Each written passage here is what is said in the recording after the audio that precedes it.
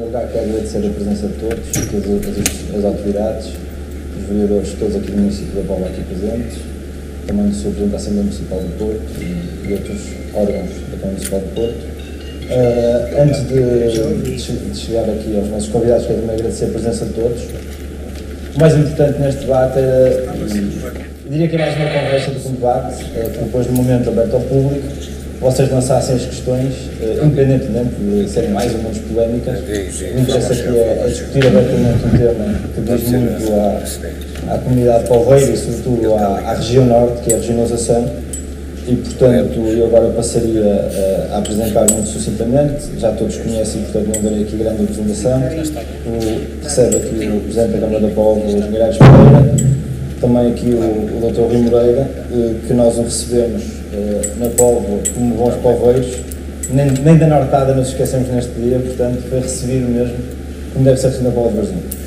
Portanto eu ia começar por dar, até por ser nosso convidado e por a nossa casa, ia começar por dar a palavra ao Dr. Rui Moreira, mas ia começar sobretudo por lançar uma pergunta, até porque ela fez hoje capa no Jornal Notícias e quem segue o Rui Moreira nas redes sociais terá reparado que ele também publicitou isso na sua rede social, mas não fez nenhuma afirmação e desafiava agora, e ia ao encontro daquilo que nós já assistimos. Vimos o que se passou com o Infarmed, vimos o que se passou com a Agência Europeia de Medicamento e agora na prática foi o Turismo de Portugal a dizer que nós fôssemos procurar aviões ou voos à Espanha, porque a TAP não tinha espaço nem tempo para o Porto.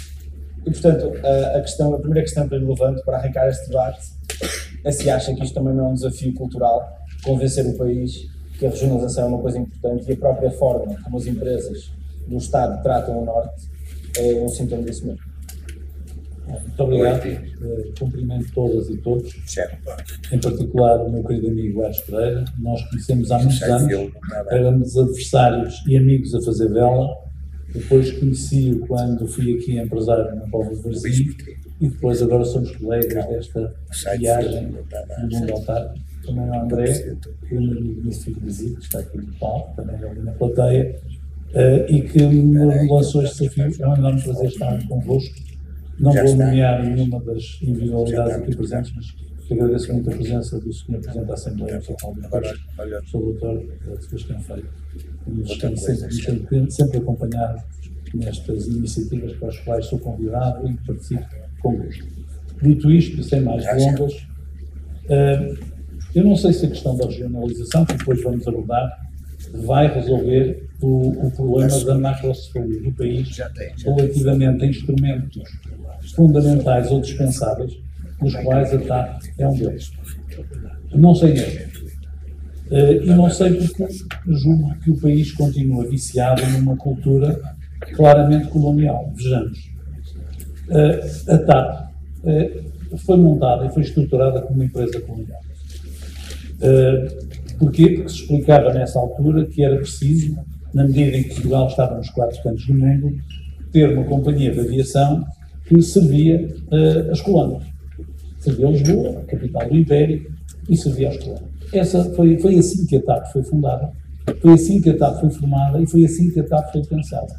Isso também aconteceu nas companhias marítimas, a antiga Companhia Colonial de Navegação, a empresa antiga Companhia de Transportes Marítimos, CPM, empresas essas que foram resolvidas por um homem brilhante, a meu ver, o engenheiro Carlos Melancia, que quando foi Ministro do Mar no governo do Dr. Mário Soares, disse: isto tem que acabar, estas empresas não podem continuar, e aquilo que fez foi acabar com essas empresas e iniciar novas empresas já com uma visão diferente.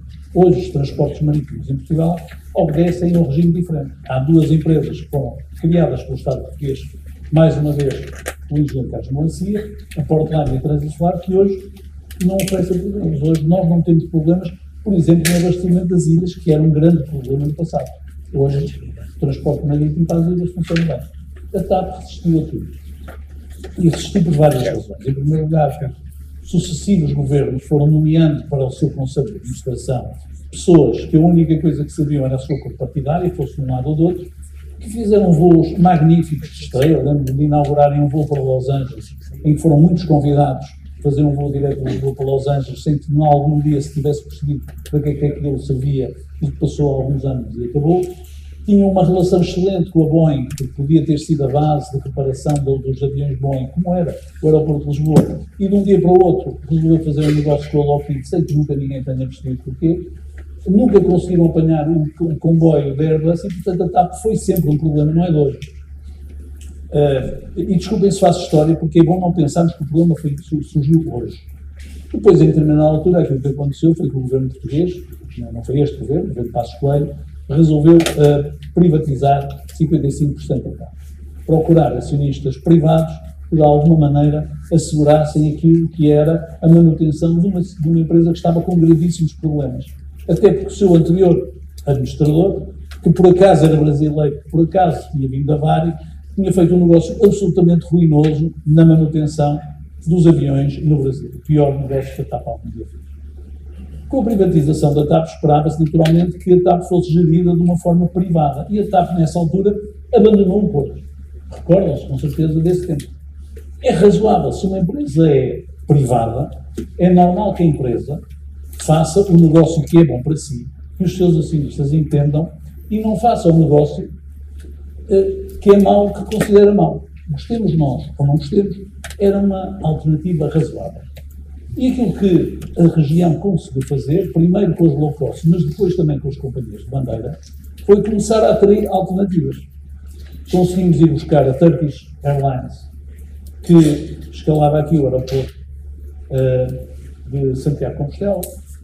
Conseguiram-se ir buscar a United Airlines, que passou a fazer aquilo que a TAP disse que era sempre mau negócio, voos diários para Nova Iorque. A Lufthansa começou a ter aviões não apenas para Frankfurt, mas também para Munique. A British Airways voltou, a KPLM também, a Air France também, companhias de bandeira, além das low cost. E, portanto, durante esse tempo em que a TAP tinha uma gestão privada, o aeroporto Francisco Sá Carneiro conseguiu, e nós todos, a economia da região, a economia do Interland, conseguiu atrair para um bom aeroporto que temos, serviços que substituíram a TAP. E assim nós estávamos, até que, nem vou falar do governo ter conquistado 5% do capital, que nunca se percebeu muito bem porquê, já o governo anterior não se percebe muito bem porquê, mas pronto, foi uma embirração, ficou 50-50 com os acionistas privados a mandarem todos contentes, porque naturalmente o acionista privado fica todo contente quando o Estado lá mete dinheiro e não manda nada. Mas até aí tudo bem. Chegado à crise que ocorreu em 2020, a culpa não foi nem da TAP nem de ninguém, há uma crise do Covid e a TAP entra, de facto, numa situação de grande e enorme dificuldade, como todas as outras companhias aéreas do mundo. Eu nunca percebi muito bem porque é que se resolveu nessa altura, numa altura tão má, renacionalizar a TAP. Não consigo perceber. Mas é uma atitude razoável.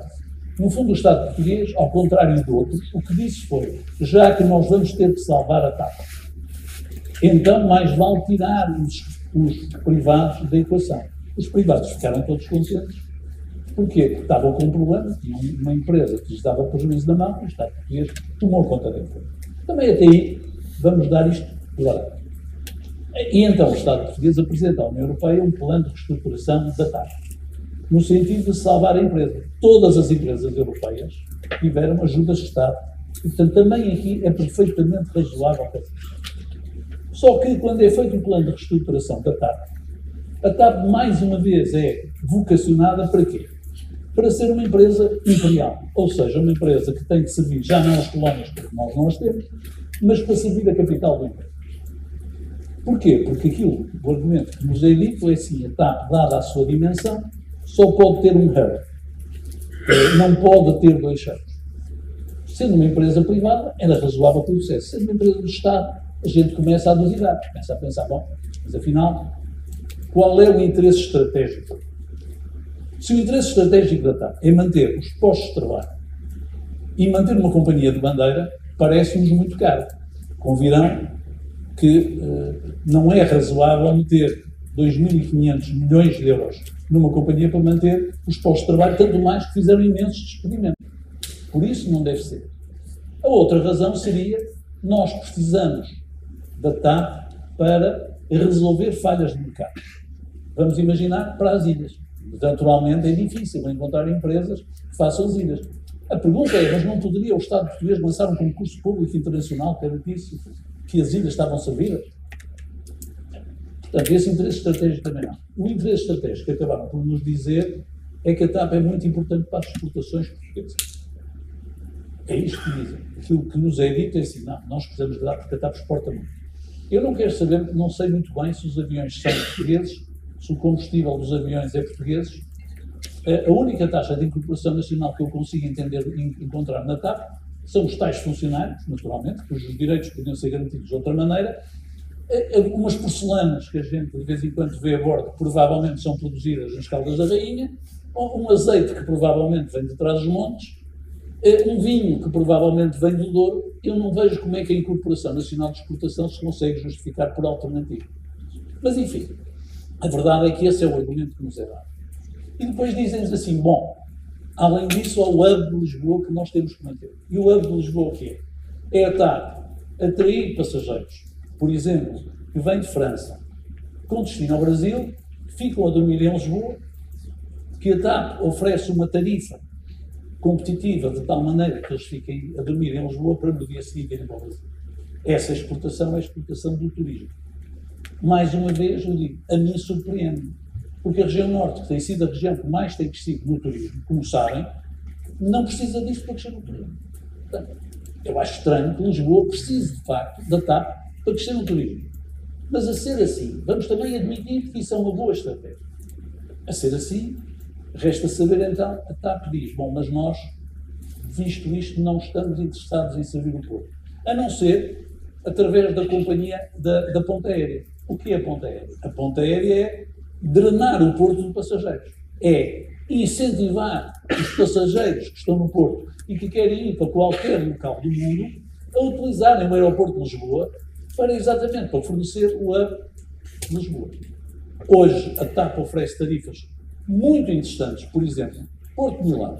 Se forem ver e forem ver na aplicação, é mais barato para nós viajarmos por Lisboa. Portanto, apanhando a ligação aérea, parando em Lisboa e saindo de Lisboa em direção a Milão, do que ir diretamente para Milão. E Milão, para nós, porque é que é importante Milão? Porque para o têxtil, para o vestuário, para o calçado, Milão é muito importante. Ou seja, nós estamos numa situação curiosa. Estamos numa situação de subsidiação de uma companhia que foi renacionalizada sem nenhum objetivo estratégico declarado. Porque as empresas, aqui na Póvoa, muitas empresas exportadoras, uma delas já foi minha. Essas empresas não precisam de subsídio do Estado, nem podem ter para exportar. Portanto, o argumento da exportação não é válido. Se não é válido o argumento de exportação para as outras, porque é que há de ser de patar? Mas pronto. O que é que nos resta, afinal? Resta-nos, e essa é a nossa expectativa, e tem sido o nosso debate com o Governo, mas assim, bem, se a TAP precisa de tanto apoio, para garantir que o aeroporto de Lisboa e que o hub de Lisboa funciona, dê-nos uma parte pequena desse apoio para nós trazermos para o aeroporto Francisco Sá Carneiro as companhias de outros países. Até porque nós, neste momento, as companhias, quais são as companhias que nós temos? Isso é o que o Sr. Presidente do Instituto de Turismo disse, não me choca, ele diz a verdade. Ele diz assim, a Ibéria, neste momento, tem 3 voos diários do Porto para Madrid. A TAP diz que perde dinheiro. A Ibéria ganha dinheiro. Sabem quanto é que nós damos à Ibéria para isso? 0. O Estado português dá 0, a Câmara do Porto dá 0, a Câmara da Póvoa dá 0, o Turismo de Portugal dá 0. Portanto, para a Ibéria, está aqui ao lado, é bom negócio. Para a TAP, pelos vistos, é mau. A British Airways tem, neste momento, vai aumentar vai aumentar também os voos para Heathrow e quer ter mais do que um voo por dia para Heathrow. E pergunta-se, e eles acham que é bom negócio. Eles acham que o Porto é bom negócio. Eles, com certeza, não vêm cá nem pelos nossos lindos olhos, nem porque o governo inglês seja nosso amigo, o mapa cor-de-rosa já foi há muitos anos, nem seguramente, quer dizer, por alguma razão, eles acham que é bom negócio. A Lufthansa voa para cá, nós não apoiamos a Lufthansa. A Lufthansa vem cá e diz que é bom negócio. A Turkish Airways diz que é bom negócio. E a KPLM diz que é bom negócio, mas por aqui fora.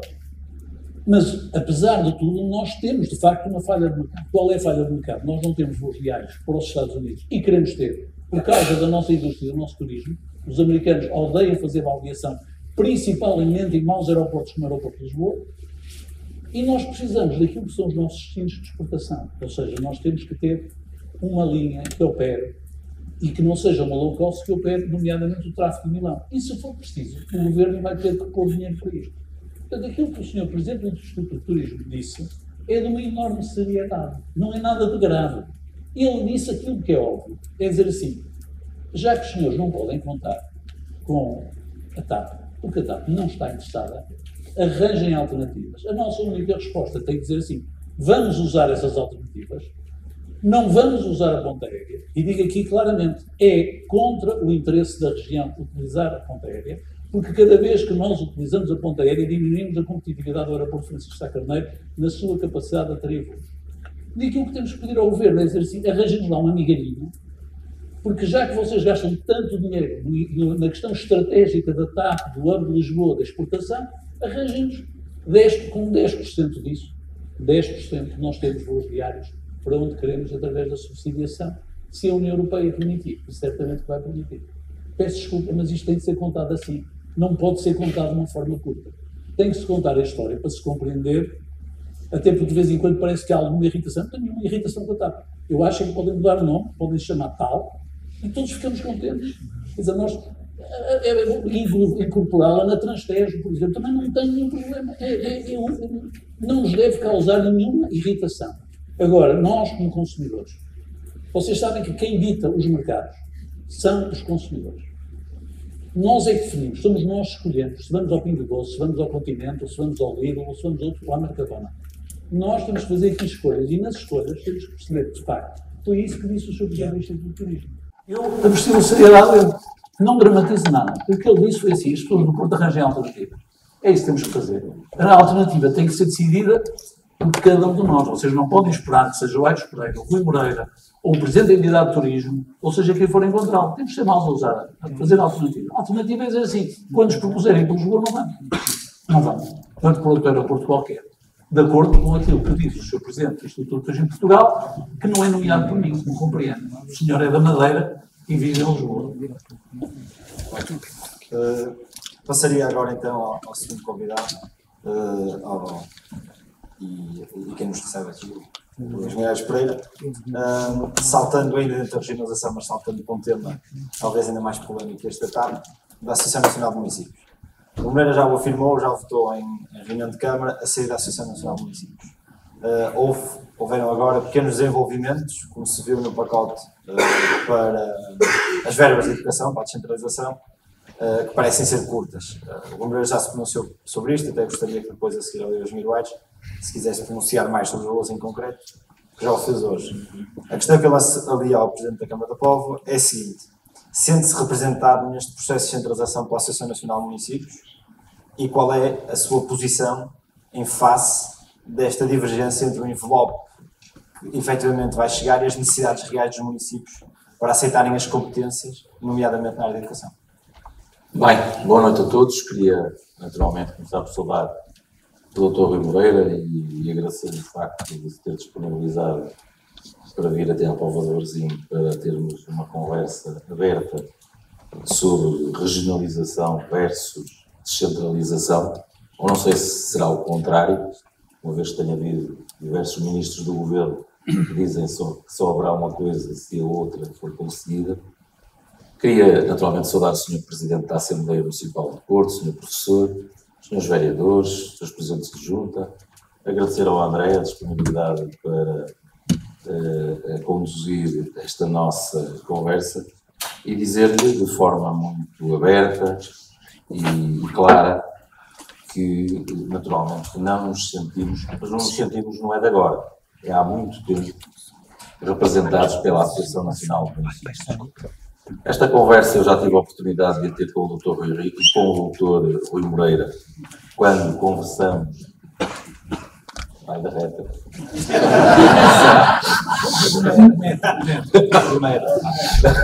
Quando conversamos, na altura em que nós os dois decidimos, o Dr. Rui Moreira escolheu um modelo, o Dr. Rui Moreira, a Câmara do Porto, um modelo diferente daquele que nós escolhemos, decidiu ir pela via do Tribunal Administrativo para tentar impugnar a imposição da transferência de competências no dia 1 de abril, nós aprovamos uma proposta na reunião de Câmara e oficiamos as diversas entidades sobre a nossa não disponibilidade para receber a competência na área da educação, e era aquela que mais nos preocupava e que estava em cima da mesa para o dia 1 de abril.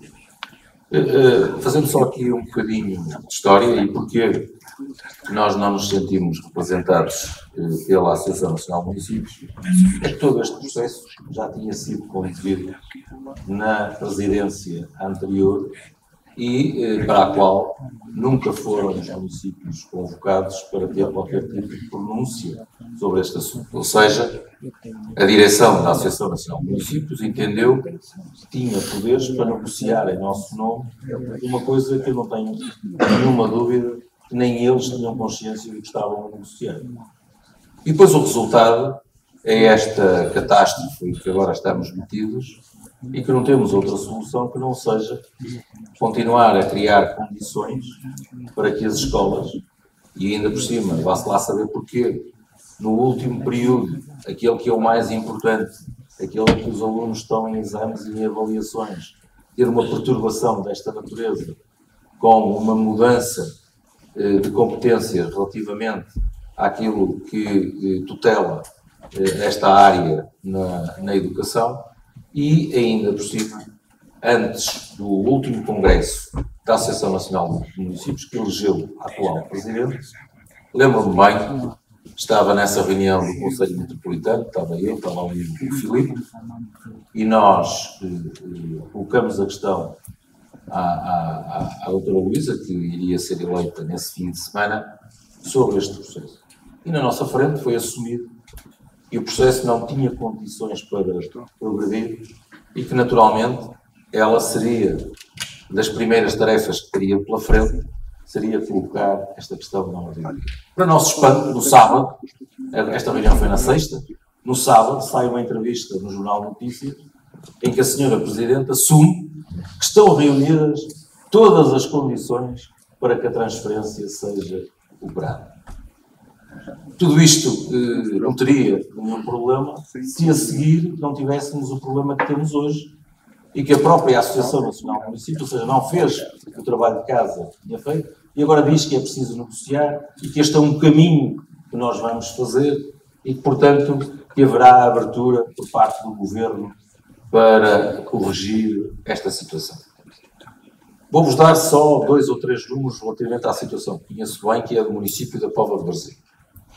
O diferencial das contas que nós fizemos relativamente àquilo que é o exercício de um ano entre aquilo que está prometido transferir, e temos que ter em atenção que o que está prometido transferir tem a ver com um mapa construído em 2018. Eu acho que nesta sala não haverá ninguém que seja capaz de dizer que a situação de 2018 é a situação que se verifica em 2022. E é essa diferença que nós temos que suportar.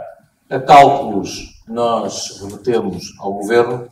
Para o caso do município da Póvoa de Varzim, estamos a falar de um diferencial de cerca de 4 milhões de euros relativamente àquilo que está prometido ser transferido e à despesa efetiva que temos pela frente.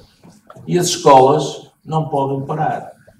As escolas, os meninos não podem deixar de ter aulas nas condições em que sempre tiveram, não podem deixar de receber a alimentação que sempre tiveram, não podem deixar de ter o gás para o aquecimento, não podem deixar de ter a energia necessária para a escola funcionar e não podem deixar de ter a manutenção da escola como sempre tiveram.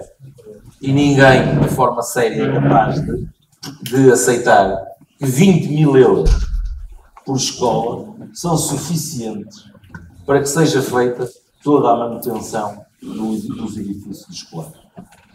Coisa diversa fizeram relativamente àquelas que não passaram para os municípios, as escolas do parque escolar, onde, para o mesmo serviço, são transferidos 120 mil euros.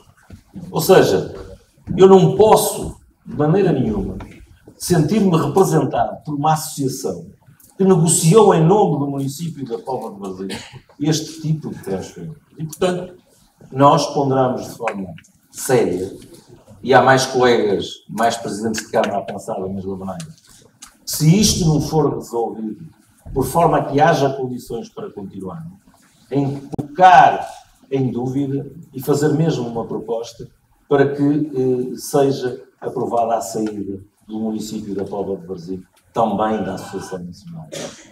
Ou seja, se nós não manifestarmos esta nossa discordância, tudo irá continuar na mesma.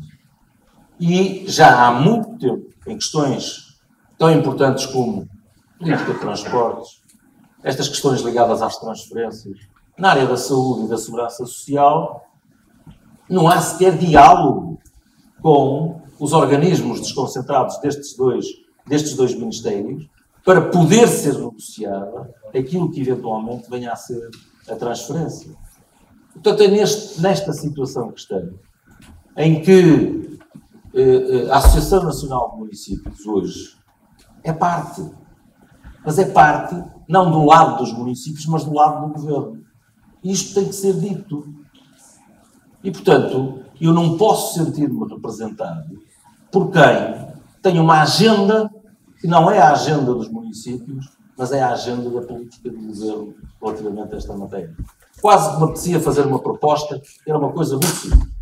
De cada vez que o governo fosse do PS, a presidência da Associação Nacional de Municípios devia ser de outra coisa. E de cada vez que fosse do PSD ou do partido qualquer, devia ser de outra forma. Lembro-me bem dos tempos em que a Associação Nacional de Municípios era liderada pelo engenheiro Mário Almeida e a forma como a Associação Nacional de Municípios se comportava com o governo de então e a forma como lutava pelos interesses dos municípios, pela revisão da Lei das Finanças Locais e de tudo o resto que tem a ver com isso. Acho estranho, por exemplo, que a Associação Nacional de Municípios não manifesta nenhuma preocupação relativamente ao Código de Contratação Pública e àquilo que se estão a passar hoje nas obras públicas. A quantidade de processos que hoje estão no Tribunal Administrativo, de dezenas de milhões de euros de obras paradas, só porque nos foi retirada a possibilidade da resolução fundamentada que permitia que todos estes investimentos continuassem. Isto põe em causa a utilização dos fundos comunitários, porque não vai ser possível recuperar a execução destas obras que estão com estas pendências todas, porque ninguém olha para isto na perspectiva daquilo que é a legitimidade de quem decide. E qualquer empreiteira, qualquer pessoa, coloca uma providência cautelar e põe em causa investimentos de milhões de euros sem qualquer legitimidade e sem qualquer responsabilidade pelo resultado dessa ação que está a colocar. Somos todos nós que havemos de pagar o resultado desses devaneios. E, portanto, eu acho que é preciso pôr o dedo na ferida e dizer isto assim não está bem. E que a Associação Nacional de Municípios tem sempre uma estrutura um bocadinho delicada que resulta do equilíbrio das forças do conjunto dos municípios que dela fazem parte. E, portanto, temos sempre muita dificuldade em que os municípios que têm outra dimensão e que têm outro tipo de problemas possam ser colocados numa estrutura como aquela. Portanto, nós somos sempre arrastados para questões que não têm a ver com a nossa realidade, porque não é possível tratar igual aquilo que é diferente. Os problemas do Porto, os problemas da Póvoa de Varzim, os problemas das cidades médias e grandes não são os mesmos das cidades do interior, dos pequenos municípios, não são os mesmos. Por muito importantes que sejam, e pela atenção que merecem para a resolução desse tipo de problemas, não são os mesmos dos municípios que têm outra dimensão, ao nível dos transportes, ao nível da mobilidade, ao nível da educação, ao nível da saúde, não são as mesmas questões. E o problema é que a Associação Nacional de Municípios trata os 308 como se fossem iguais. E essa é uma das maiores pechas deste processo de descentralização. Quer dizer que todos têm os mesmos problemas. Só para recuperar as escolas que nos querem transferir, são precisos, no caso da Póvoa de Varzim, 11 milhões e meio de euros. Nós acabamos de recuperar 2 escolas do nosso concelho. A Escola da Beira-Mar e a Escola Flávio Gonçalves. Orçamentos iniciais, projeções do Ministério da Educação. 1.600.000, 1.800.000 cada uma delas. Nenhuma delas ficou por menos de 3 milhões de euros. O encargo do governo era 7,5%. representava para as duas escolas cerca de 300 mil euros. Até hoje, ainda não pagaram um tostão. E, portanto, é perante este estado de coisas que nós temos, nesta altura, discutir tudo. E dizer, com estas pessoas a defenderem, com esta estrutura que se intitula representante dos municípios, nós não vamos lá. Portanto, esta é a minha posição, é aquilo que irei defender dentro em breve, uma vez que já percebemos que não é com mais 9 mil euros cada um que vamos resolver o problema. Isto, portanto, é querer enganar-nos a todos e dizer que o problema fica resolvido desta forma. Há muitas outras questões que são necessárias ser abordadas. Por exemplo, o Estado nunca se lembrou que, ao passar os funcionários do Estado para as câmaras, que nós tínhamos que fazer seguro dos próprios funcionários. O universo dos 300 funcionários que passou para a Câmara custou só 80 mil euros. Verba não coberta por coisa nenhuma. As refeições escolares, do qual o Estado pagava 1,4, 1,3, há concursos com 3 euros e ficaram desertos. Há concursos com 3 euros e ficaram desertos. Eu acho que nem com 5 euros nós vamos conseguir resolver isto. E o que é que isto quer dizer? Que nós, só em termos de cabimentação, para uma despesa que não tínhamos previsto, temos um excedente de mais de 1 milhão de euros. E nós temos que resolver o problema, porque as crianças, quando chegar a setembro, vão ter que ter alimentação nas escolas. E não vejo a Associação Nacional de Municípios preocupada com este tipo de situações. Anda a dizer que anda a negociar com o Governo, o que é para dar mais 9 mil euros para nós pormos mais uns vidros nas escolas. Eu não entendo isto. Também não entendo por que razão nos fazem fazer aqui um papel, que é um papel de meros tesoureiros. Nós pegamos no dinheiro que nos é transferido, transferimos para a escola, por sua vez transfere para o Ministério, depois manda as listagens com as despesas e depois esse dinheiro retorna outra vez à escola para se fazer as liquidações. Mas então para que é que nos meteram no meio? E então, nós que assumimos esta responsabilidade, não podemos ter nenhuma intervenção, nem opinar sobre o projeto educativo. Então nós não temos direito, só nos cabe comprar umas vassouras, lexívia e pouco mais. É isto que é preciso ser discutido. E que eu acho que os poveiros, caso estou a falar aqui da Póvoa de Varzim, têm todo o direito de dizer o que é que nos faz falta e que projeto educativo devemos colocar em cima da mesa para poder ser discutido. Sei que isto é muito polémico. O Conselho Nacional de Educação acha que nós nem sequer devíamos opinar sobre a escolha dos auxiliares de educação, ou seja, os contínuos, nem sequer isso nós devíamos. A única coisa que nós devíamos fazer é pagar a conta. Mas eu não aceito as coisas desta forma. Muito bem. Pegando nesta intervenção e, portanto, indo precisamente à questão dos números e das contas, foi hoje anunciado pelo Governo, se não me falha a minha contabilidade também, mais 10 milhões de euros neste pacote de descentralização para a educação. A minha questão é se esses 10 milhões para todo o pacote é uma migalha para depois poderem usar de má vontade. Se os 10 milhões fossem para a Póvoa e para o Porto, talvez chegassem. Não, é que é verdade. Escusa, isto, nós até nos rimos, que isto é de tal maneira ridículo que dá vontade de rir. Se os 10 milhões viessem para a Póvoa e para o Porto, nós dividimos isso, não era? Fazíamos um pouco. Ficávamos 10 vezes de categoria que nós temos entendendo. Mas é para o país todo. É para o país todo. Eu acho que o Aires Pereira explicou isto como ninguém, portanto eu não vou replicar nada dos argumentos que o Aires Pereira aqui. Mas vou-vos dizer apenas uma coisa, porque às vezes parece que nós nos estamos a queixar depois do leite derramado. Sucede que não. Sucede que não. Tudo isto teve início quando? Em 2018 houve uma cimeira, estiveste presente, eu também, entre as áreas metropolitanas de Porto e Lisboa. A célebre cimeira de Sintra. O Sr. Presidente da República, o Sr. Primeiro-Ministro, Dr. António Costa, e variedíssimos ministros que por lá passaram. Nessa cimeira, definiu-se a descentralização, nomeadamente na área dos transportes, a criação do parque e um conjunto de medidas que nos pareceram medidas apropriadas e outras coisas que funcionaram bem, apesar dos municípios terem que meter dinheiro. Mas os municípios metem dinheiro numa coisa em que mandam. Eu meto dinheiro na STCP, mas eu posso determinar a substituição dos autocarros da STCP de gás por eletricidade ou de gasóleo por gás. Eu posso determinar onde é que os autocarros param e não param. Há um conjunto de competências que eu tenho e é natural que cada uma dessas cidades pague isso. É razoável. Fez também o PART, e o PART foi importante, ou seja, foi nessa reunião que se criou o PART, Porto e Lisboa, as áreas metropolitanas, que é de facto uma grande vantagem para as populações, ainda que também aí os municípios pagam, mas de alguma maneira é um soft landing, pagam uma parcela razoável. Nós, nessa cimeira, não se conseguiram esgotar as outras áreas da descentralização.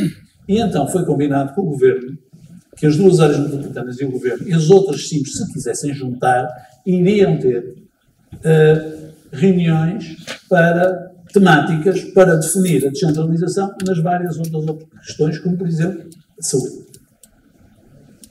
Aquilo que aconteceu foi que, passado algum tempo, o seu Primeiro-Ministro juntou-se com o Dr. Rui Rio, juntou-se com a Associação Nacional de Municípios e fizeram um acordo.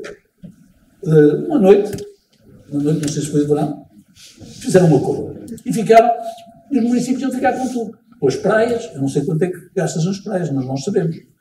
Ficamos com a saúde, com a coesão social, área em que nós não temos nenhuma experiência, zero experiência, e com um conjunto de outras competências que iam passar para os municípios. Sem que se tenha percebido, primeiro, qual o enquadramento e quais as verdadeiras competências. E nós, desde logo, verificamos que o Estado estava a passar para nós tarefas, não estava a passar nenhuma competência.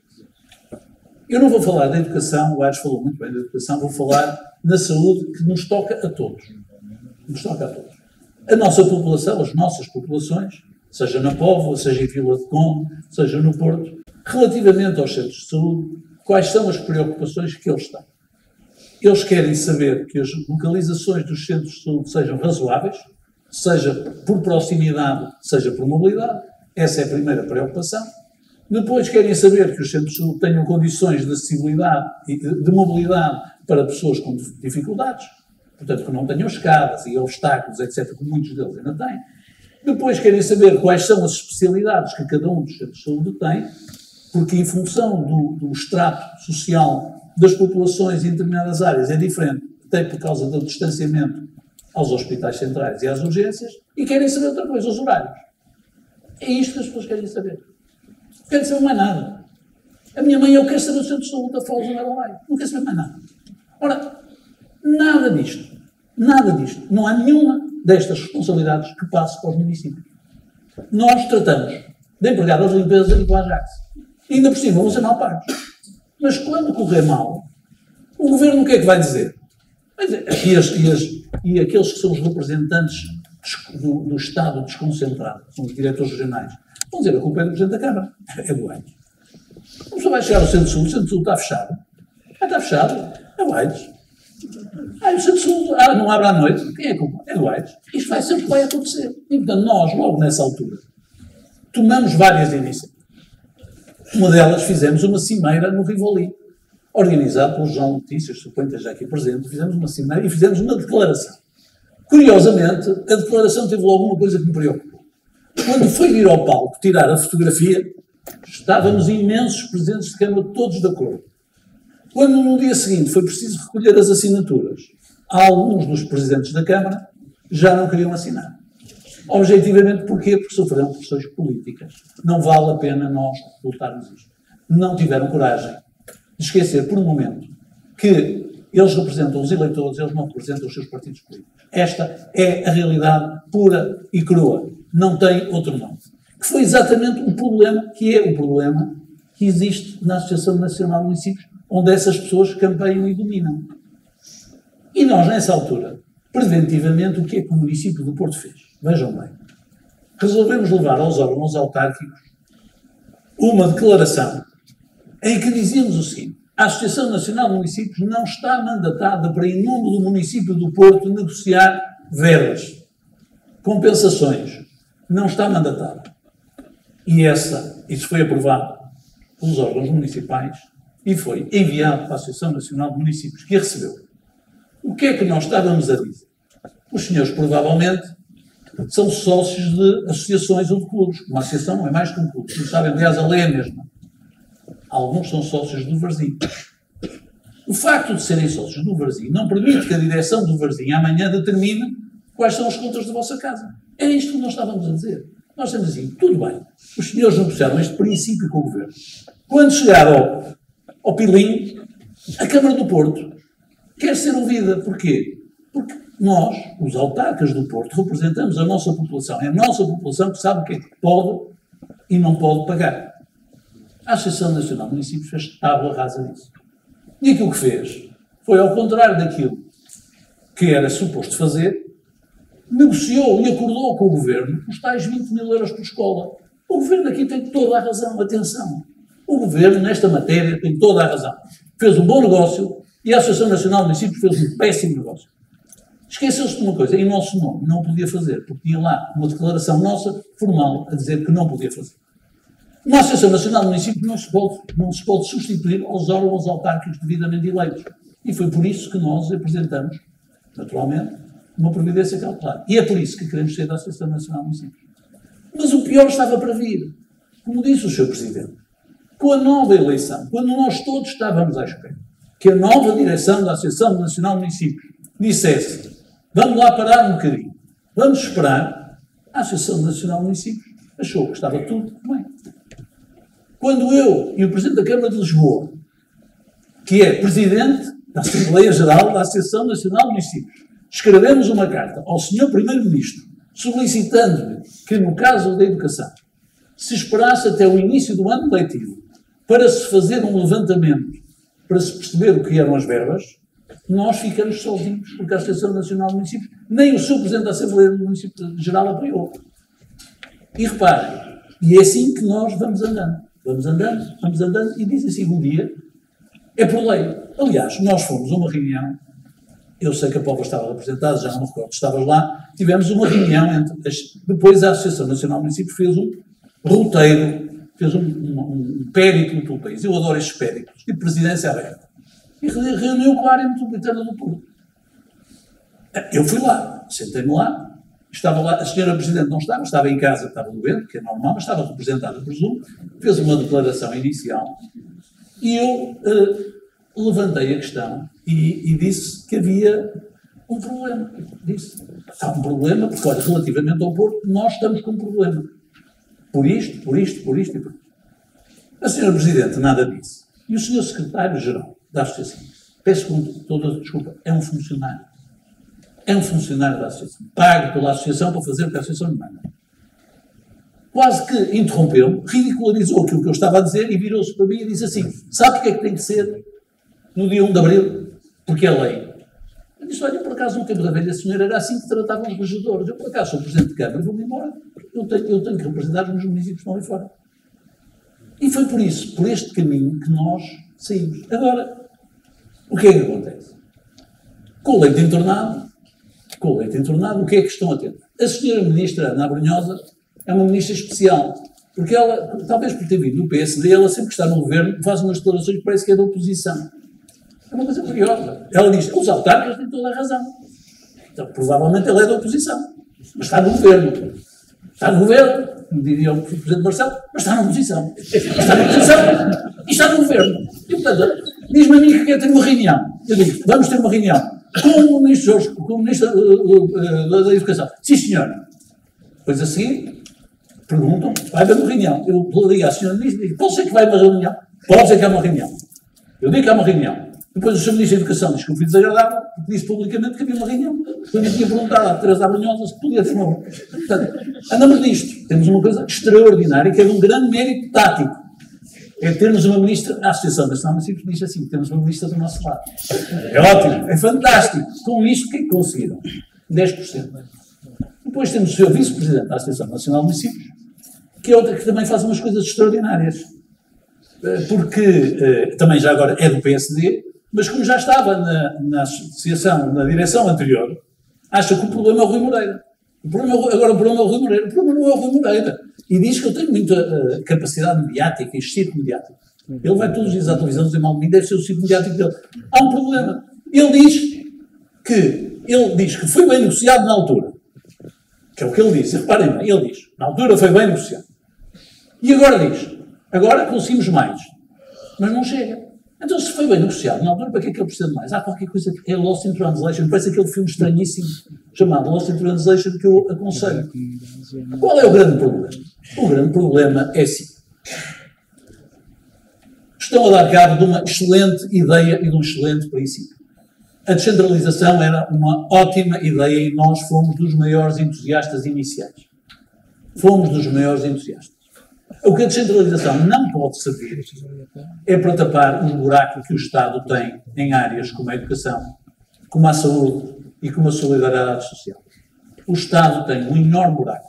Não fez as transformações que devia fazer naquilo que é o seu aparelho. E em desespero de causa quer passar isto para as autarquias. Porquê? Porque as autarquias, desde principalmente 2009, fizeram um extraordinário trabalho em termos da redução da sua dívida. Aquilo que nos estão a passar, basicamente, é dívida. Não estão a passar, entre o deve e o haver, estão-nos a passar dívida. Isto é feito com a cumplicidade da Associação Nacional de Municípios, que obedece a princípios partidários, porque tem pessoas, infelizmente, e tenho que dizer isto desta maneira, que hoje são presidentes de Câmara de uma cidade, que vão chegar ao fim do seu último mandato dentro de 3 anos, e nessa altura vão precisar de arranjar emprego no sítio. Esta é a realidade. Tem outros interesses. É normal. A nós não nos podem representar porquê? Porque, reparem, não é uma perrice uma Câmara dizer assim. Nós não vamos assumir. Sem o aumento de competências, de facto, sem podermos mandar mais, nós não podemos assumir despesa. E porquê?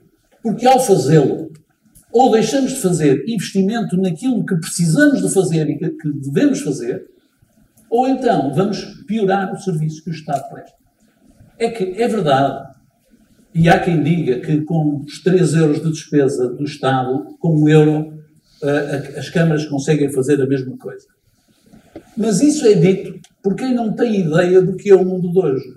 Nós sabemos que quando ficarmos com competências, a população, os senhores que estão aqui, vão ser muito mais exigentes connosco do que são hoje com o Estado. Sabem porquê? O Estado está longe e os senhores e as senhoras já estão habituados a que o Estado não lhes dê cavaco. Está lá longe e não lhes resolve o problema. Eu, por exemplo, sei que as nossas escolas, que nós gerimos hoje, não têm fibrocimento nas suas coberturas.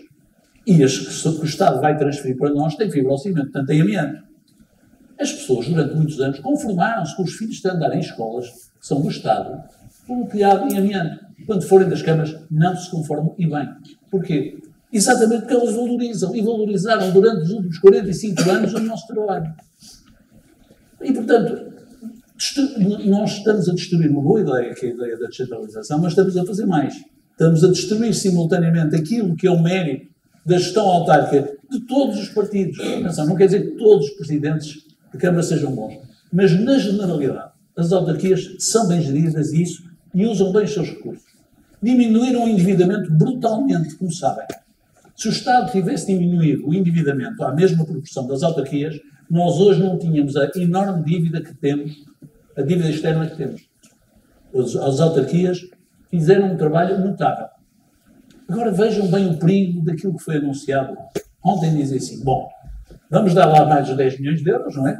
Não são para nós dividiríamos, mas as autarquias vai aumentar a capacidade das autarquias de se endividar. Já viram que depois destes anos todos, em que nós nos esforçamos, com regras definidas pelo Ministério das Finanças e bem, com uma gestão de recursos bem feita, subitamente, para aceitarmos a descentralização, o que é que nos prometem? Aumentem a dívida à vontade, tripa forra. É isto. E um país acorda para esta realidade. E é capaz de dizer, façam lá as reformas no Estado primeiro. Tenham a coragem de as fazer. Não as transfiram para o município, para os municípios, muito menos a dívida para os municípios, ou daqui a 2, 3 anos nós vamos ter um problema acumulado. E porquê? Porque quando chegarem as próximas eleições autárquicas, nós corremos o risco de aquilo que é hoje o mapa democrático em Portugal se vir profundamente alterado se os municípios forem à falência. E eu tenho falado com presidentes de Câmara do interior, vou ter uma reunião em Ilha, aliás, com vários presidentes de Câmara de menor dimensão já este sábado, e aquilo que eles dizem é nós não vamos ter dinheiro até ao fim do ano. Não temos hipótese. Não há possibilidade de pagar as refeições escolares, o seguro do pessoal, a manutenção das escolas, do transporte escolar, a suborçamentação na transferência de recursos. E tudo isto, afinal, é uma violação brutal da lei. Sabem porquê? Qual foi o princípio? A Lei Geral da Descentralização tinha uma expressão que dizia neutralidade orçamental. E foi por isso que nós fomos para o Tribunal. Porque se há coisa que não conseguem garantir-nos é a neutralidade orçamental. Mais uma vez, fazem uma lei, tem um princípio geral que fala em neutralidade orçamental. E depois, em tudo o que é os diplomas setoriais, não há neutralidade orçamental. Portanto, o Governo está a fazer, a meu ver, um bom negócio no curto prazo. Vai endividar as câmaras, vai resolver um problema. Aliás, reparem, o sentimento de culpa foi tal que um Governo que diz que respeita muito os trabalhadores, sabem como é que os trabalhadores das escolas, os auxiliares, souberam que passaram para o quadro das câmaras municipais? Sabem como é que souberam? Acham que houve alguma reunião com as estruturas sindicais? Souberam pelo jornal. Se outra prova não houvesse do sentimento de culpa no meio disto tudo, é dizer assim, tanto respeito que há pelas estruturas sindicais, esses trabalhadores souberam, uma manhã do nevoeiro, ainda por cima do dia 1 de Abril, alguns devem ter achado que era engano, porque o dia 1 de Abril, de facto, costuma ser o dia das mentiras. E só para acabar esta minha parte da exposição, de facto, a descentralização é uma mentira, e por isso ter começado no dia 1 de Abril tem um significado simbólico. Eu gosto muito de significados simbólicos. Há um significado simbólico. Descentralização dia 1 de Abril, uma mentira. Muito obrigado. Eu agora, indo ainda mais ao encontro do tema e fugindo um pouco da atualidade, mas indo mais para aquilo que quer o Rui Moreira, quer o Aires Pereira têm também debatido e falado sobre as questões da regionalização, da descentralização, do municipalismo. Portanto, aqui teremos uma nova fase de debate em que a intenção seria perceber um pouco mais, porque ainda que se fala bastante de regionalização, depois falta muito a concretização, ou seja, falta muito às pessoas perceberem o que é que isso significa na prática. Que órgãos, que institutos, através de forma se sentirão representados ou não. E, portanto, eu lançava então agora esta pergunta ao Presidente Aires Pereira e pergunto-lhe, até porque ainda num artigo, creio que também no início desta semana, no Jornal Notícias, reforçou bastante a dizer que descentralização assim não, e reforçou o papel dos municípios. Pergunto se vê mais como municipalista ou como regionalista, se entende que ambas podem ser complementares ou são contraditórias. E, portanto, na sua ótica, qual deve ser o caminho primeiro? Primeiro da municipalização e depois o da regionalização? Ou devem andar a par e passo?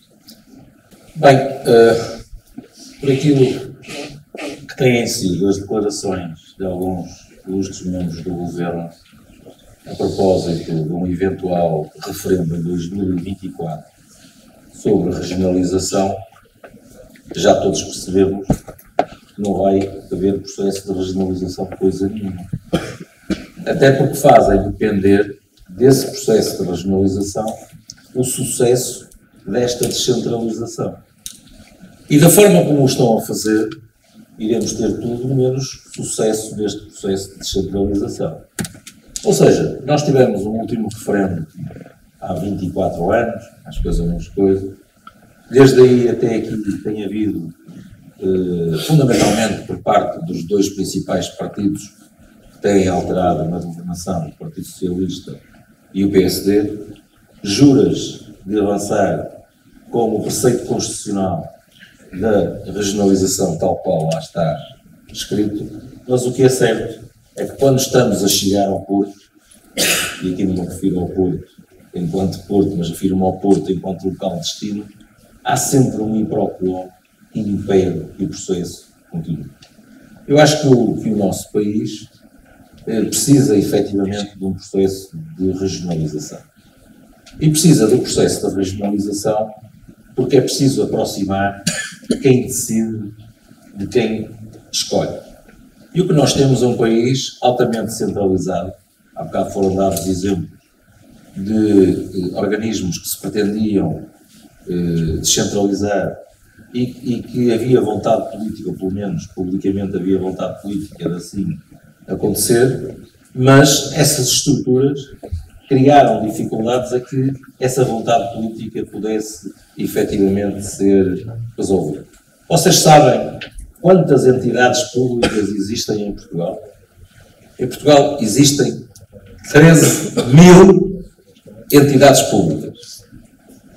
13.000 entidades públicas. Entidades públicas estas, quase todas sediadas na área metropolitana de Lisboa ou lá perto.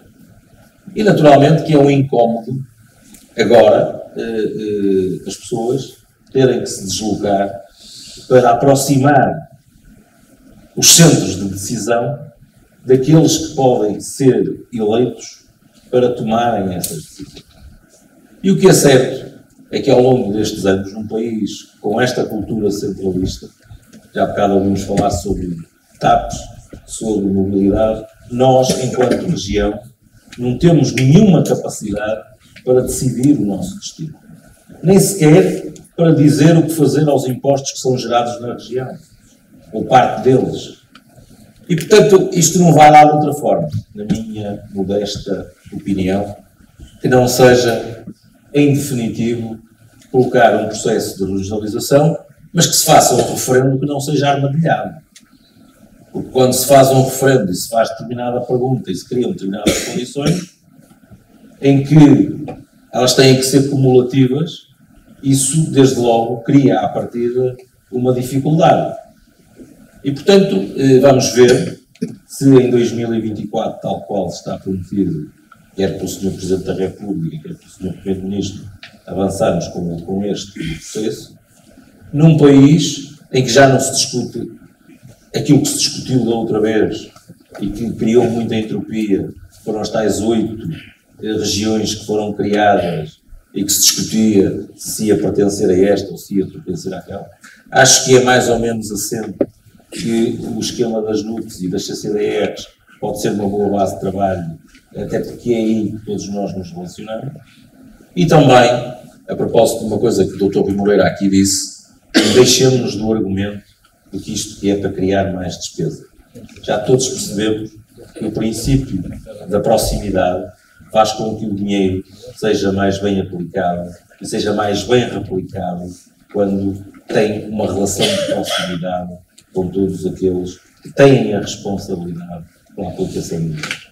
E, portanto, eu que inicialmente, há uns anos atrás, achava que o caminho podia não ser este, à medida que o tempo vai passando, eu já só acredito mesmo num processo desta natureza. E não vale a pena enganar-nos com a eleição do Sr. Presidente da CCDR, como fizemos ainda há pouco tempo, porque isso é só para nos enganarmos e só para dizer que estamos a construir um processo. Porque toda a gente sabe quem é a tutela da CCDR, quem é que determina a política da CCDR e que capacidade é que nós temos para decidir, por exemplo, uma coisa tão simples quanto esta, a aplicação dos fundos comunitários. O conjunto das determinações e da forma como é feito não nos permite qualquer margem de manobra. O governo até diz mais. Olha, da verba que nos diz respeito, vocês vão utilizar isso para recuperar as nossas escolas. Fizeram isso. E, portanto, eu acho que é preciso, nesta Europa dos 27, onde já só 4 países não têm regionalização, e nesse sentido, acho que está no momento, e a democracia também está já suficientemente madura, para podermos iniciar um processo com toda a tranquilidade, no sentido de aproximar os centros de decisão daqueles que os elegem. E, portanto, eu nunca votei num organismo que está lá embaixo em Lisboa e que decide que eu na Póvoa não posso pôr barracas na praia ou que não posso fazer a utilização que muito bem entender. E, portanto, é isso que acontece hoje e que continua a acontecer ao longo destes últimos 45 anos. Portanto, sou bastante apoiante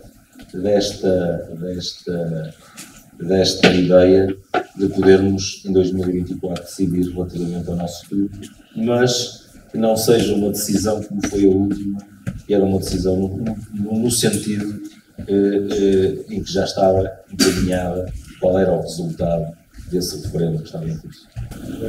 Eu, pegando, antes de passar novamente ao Moreira, ia lançar assim uma última questão, e também, porque sim, entendo que enquadra isto na CCDR, eu recordo-me que a data fazia parte da Assembleia Municipal e recusei-me a participar numa votação na CCDR, porque entendi que aquilo não era forma nenhuma de representar aquilo que foi um candidato que nos foi apresentado quase que imposto, e era aí que eu queria levar ainda a última questão, Aires Pereira, que é, no caso das CCDRs, podemos dizer que terá sido um dos maus exemplos daquilo que, por vezes, os acordos entre PS e PSD geram.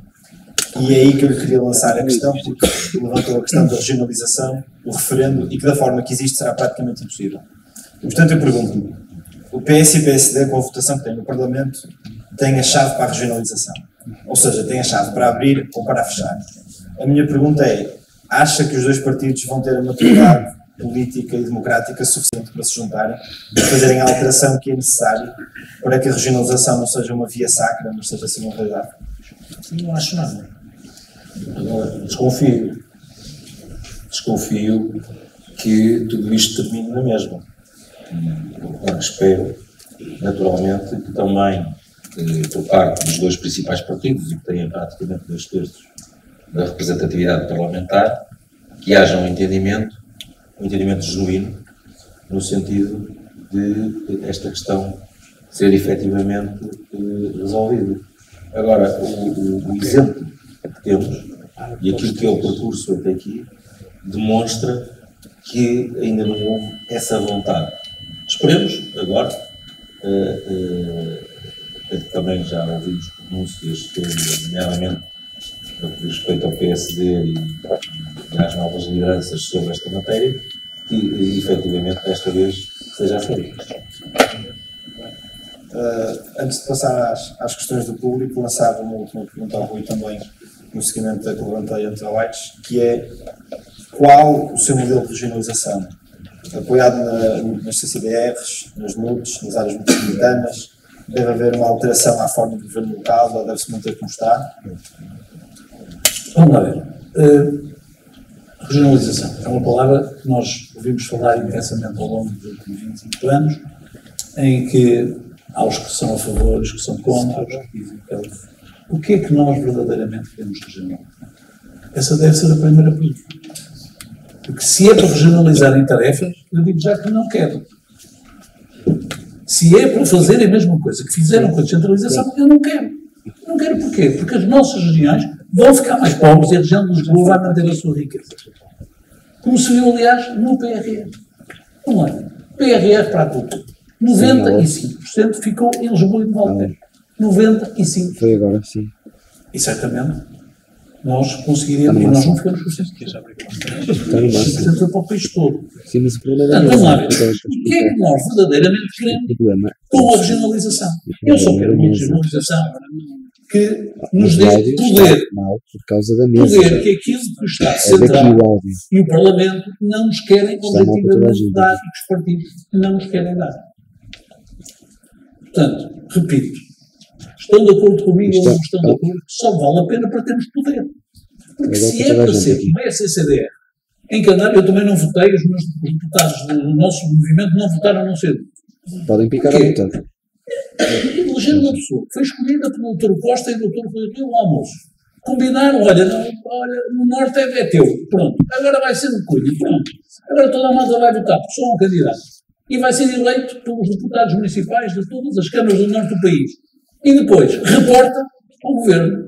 Isto não vale a pena eleger. Não vale a pena. É que não vale mesmo a pena eleger.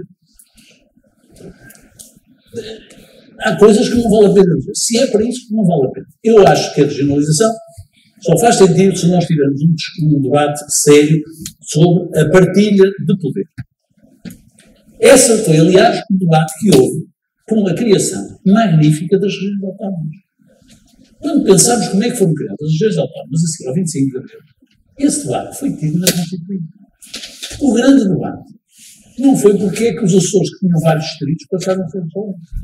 Já agora, só ser uma vez. Não, discutiu-se que poder queremos passar para aquelas. Porque também é assim que nós, a população, vamos perceber que regiões cada um de nós quer. Se nós não sabemos em que é que vamos mandar, nós não sabemos se nos interessa ter aquele como vizinho ou ter aquele como parceiro. Não sabemos. Esta discussão não foi tida até hoje. Não tendo sido tida até hoje, Eu temo que 2024, que até 2024, o que é que vai fazer? Isto vai andar em banho-maria. O Sr. Presidente da República vai dizer que não se importa, já não se importa muito a regionalização, porque ele próprio já não acredita que ela vai ser votada favoravelmente. Porque se ele acreditasse, não a queria. Não a queria. Porque ele nunca a quis, também não vai querer agora, ele não muda de opinião, não muda de opinião facilmente. Aliás, é uma coisa que eu respeito dele, mantém as suas opiniões e a sua coerência. Qual é o problema? Vejam. Se nós, esquecendo as regiões, a área geográfica das regiões, que essa parece hoje, pelas NUT, parece ser objetivamente aquilo que é o consenso nacional. Mas vejam bem, a NUT de Lisboa e Val do Tejo já anda a pensar ali a dividir-se, já perceberam, não é? Já não ali a mexer, já não mexer naquilo, que é para arranjar aqui uma estrangeira. Seria ainda assim preciso que em todas as regiões fosse votado o sim, para que pudesse haver regionalização. Alguma das senhoras e dos senhores acredita que Lisboa e Val do Tejo vão querer a regionalização? É que, como dizia o meu pai dizia sempre, nunca vi uma ovelha desfiar-se. Seria preciso que Lisboa se desfiasse a si própria. Não é possível. Não vão abdicar de poder assim. Portanto, o que seria normal seria haver um referendo nacional dizer assim, vamos lá saber, vai haver regionalização ou não? E aqui deve ser o todo nacional a votar, já que tem que ser por referendo, porque armadilharam isso, e nós sabemos quem foi, era haver um parecer favorável a fazer a regionalização. E depois, o que é que era preciso? Era criar, no fundo, uma Assembleia Constituinte da região, que definisse exatamente o que é regionalizado e o que não é. Nomeadamente da questão da cobrança fiscal. A questão da cobrança fiscal é absolutamente fundamental para que a população perceba se quer ou não quer a descentralização. Porque se os impostos vão cair todos em Lisboa, no Estado Central, e nós não tivermos garantia da reapropriação dos impostos que são cobrados na nossa terra, nós não vamos querer. Não vamos. As pessoas não vão querer. Portanto, parece-me que isso é que era razoável. Era criar aí, dentro, uma comissão, e deviam ser os partidos a fazer, a assumir isso. No fundo, uma constituinte para isso. Uma comissão constituinte. Que então, depois, apresentasse uma lei que fosse votada no Parlamento por maioria qualificada. Mas que então definisse o quê? Claramente, poderes. Qual é o poder que cada região tem, qual é o modo de governação que cada região tem, para que não se fique a ideia que se vão criar muitos taxos, que é um problema que os demagogos à esquerda e à direita vão sempre fomentar, que depois defina, dentro disto, quais são os enquadramentos em áreas tão importantes como o ambiente, em que parece que a regionalização é absolutamente óbvia. E, portanto, aí sim, aí haveria condições para o país avançar para a regionalização. Sem o poder de veto de Lisboa e do Alentejo. Com esse poder de veto, isto não vai passar. Nós vamos andar todos aí como feitos maluquinhos do país, provavelmente da região norte desta vez, pelo aquilo que são as sondagens, a maior parte das pessoas vão querer a regionalização. No Algarve não sabemos, no Alentejo acho que sim, Lisboa e Alentejo for votam contra, a região centro ninguém sabe, mas basta um não votar contra que fica tudo para trás. Isto não pode ser. Nós não podemos andar a todos. Até porque, reparem, nós vivemos hoje, se olharem bem para a estrutura económica, macroeconómica do país, nós temos uma situação que diverge muito daquela que existia anteriormente. Eu escrevi não é para fazer anúncio, não vou dizer o nome do livro, mas com o Freire Sousa e com o Guilherme Costa escrevi um livro um pouco sobre isso. Nós hoje temos uma situação diferente. Nós temos duas macro-regiões. Uma delas, Póvoa, está no centro desta macro-região industrial do noroeste peninsular.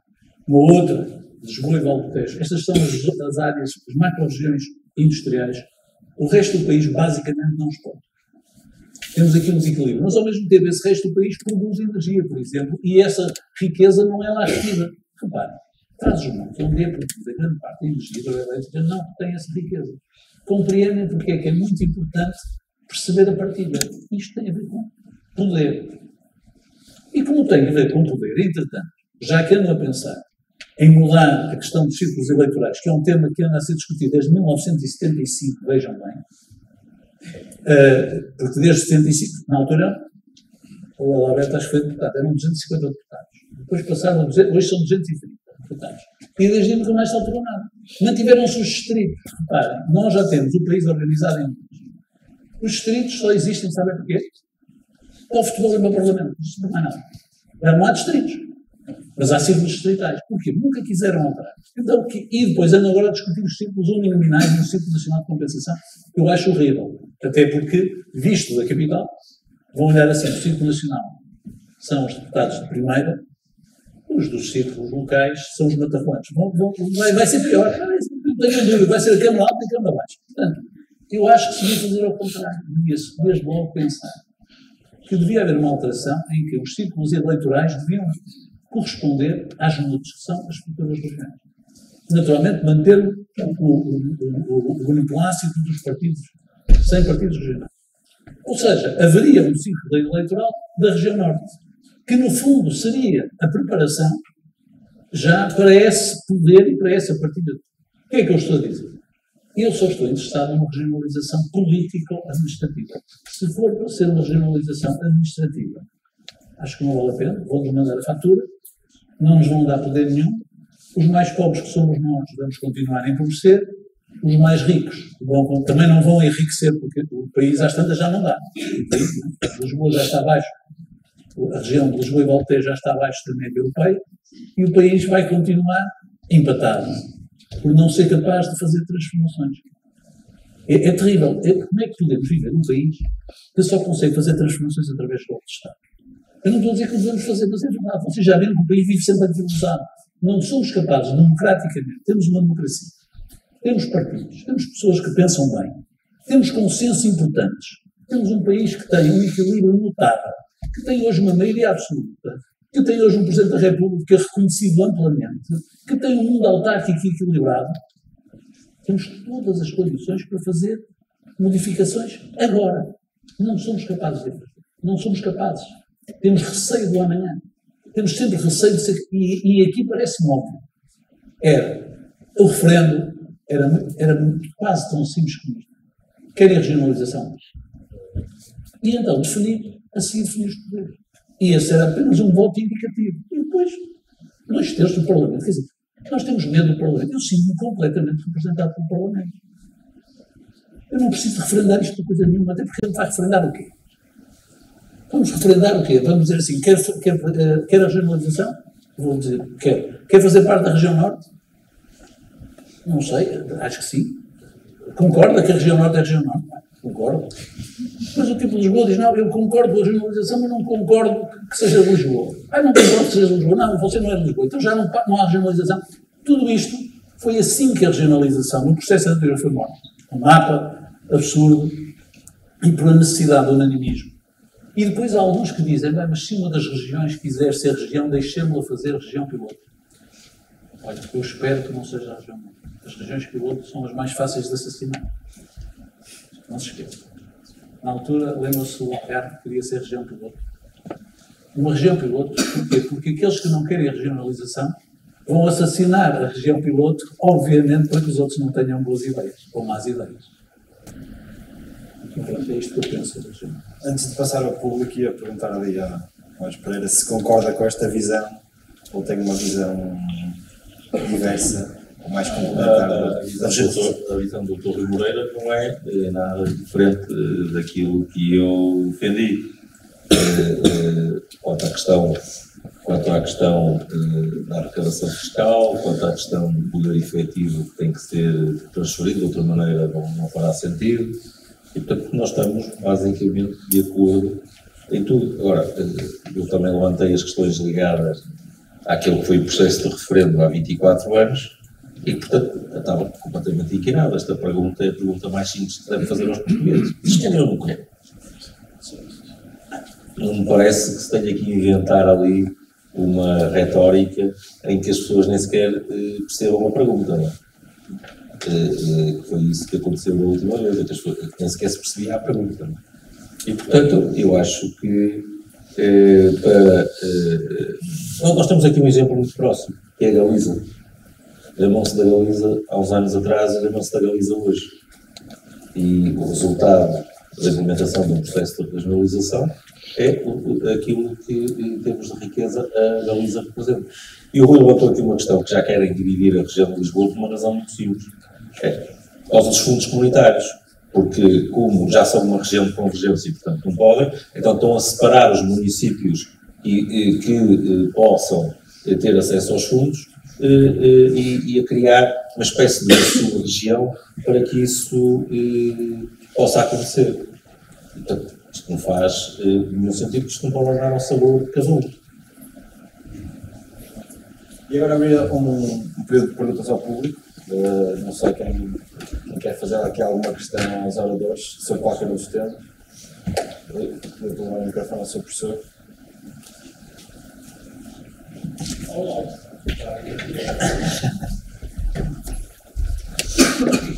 Boa noite a todos, Sr. Presidentes.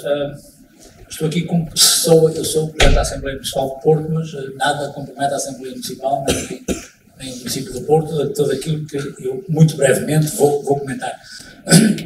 Os dois presidentes acabaram de traçar um cenário, enfim, não vejo muito negro, um cenário realista, mas genericamente pesado. E a minha pergunta, que não é dizer então como fazer, que isso é uma pergunta geral, é um bocadinho mais concreta, e tem a ver com o papel da sociedade civil, que me parece absolutamente determinante.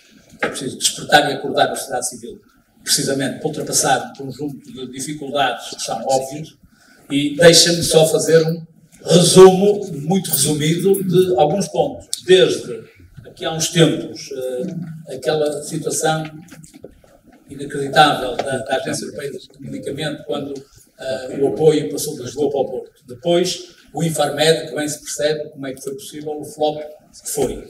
Depois a TAP, que já foi aqui largamente debatido, que de facto, acredito, Rui, que eu já hoje tinha dito que devia chamar-se tal, não é? De facto, não é?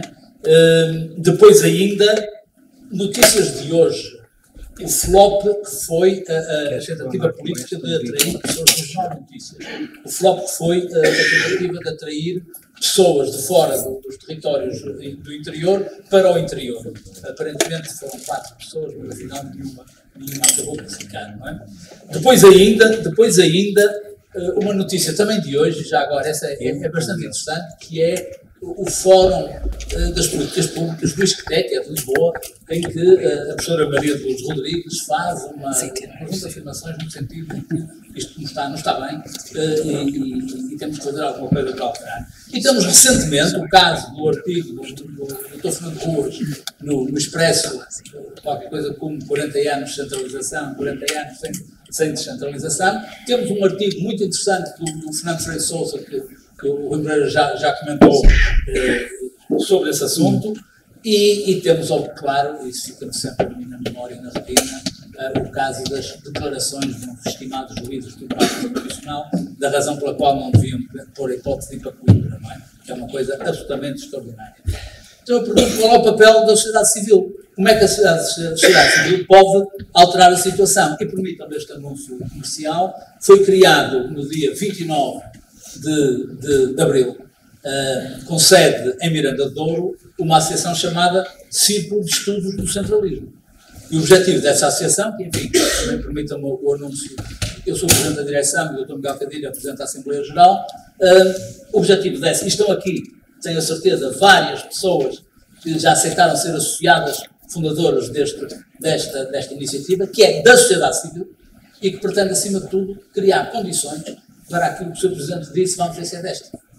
Nós temos que ter sempre a ilusão, de que desta vai ser, não é? Esperamos depois saia como essas. Mas, enfim, a esperança é a última a morrer e nós temos que manter esta chama de esperança. Portanto, a minha pergunta é, permitam-me, compreendam todo este preâmbulo para chegar a isto, como é que vem a possibilidade de desatar o nó, nomeadamente, através de ações da sociedade civil, com estudos concretos, desde logo, para desmistificar a questão dos custos, para desmistificar a questão dos taxos, que são mencionadas por outrem, e, portanto, como é possível nós avançarmos, como é que podemos criar pressão externa para que se avance? Porque no fim do dia devia ser assim, o povo é que é mais ordena, não é? E, portanto, era assim que devia ser.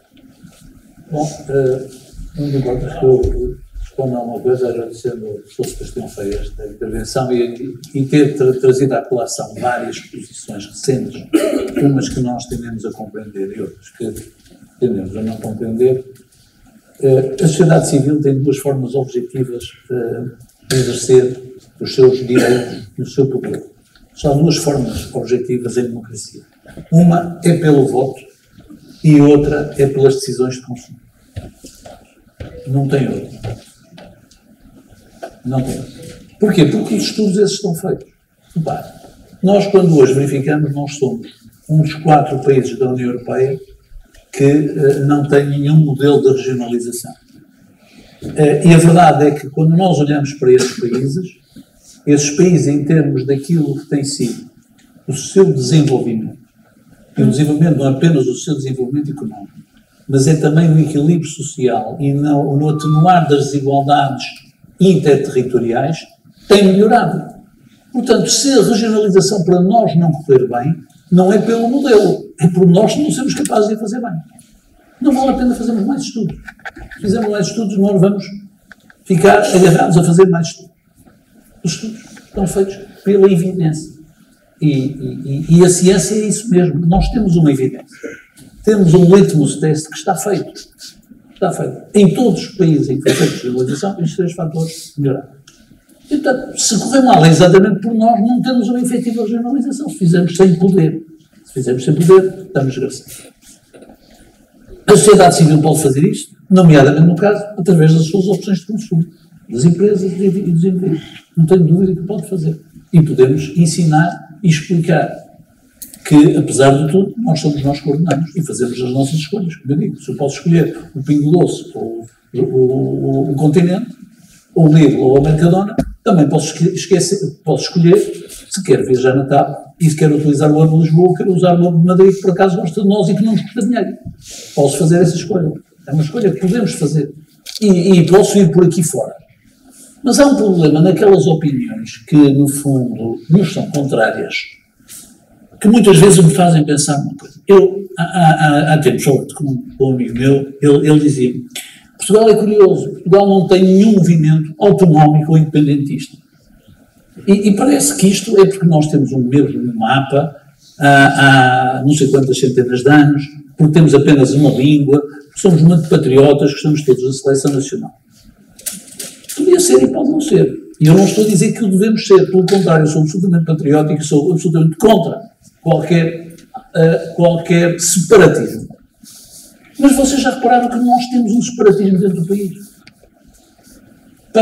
Não é para Lisboa, mas para uma determinada inteligência que povoa os corredores do poder.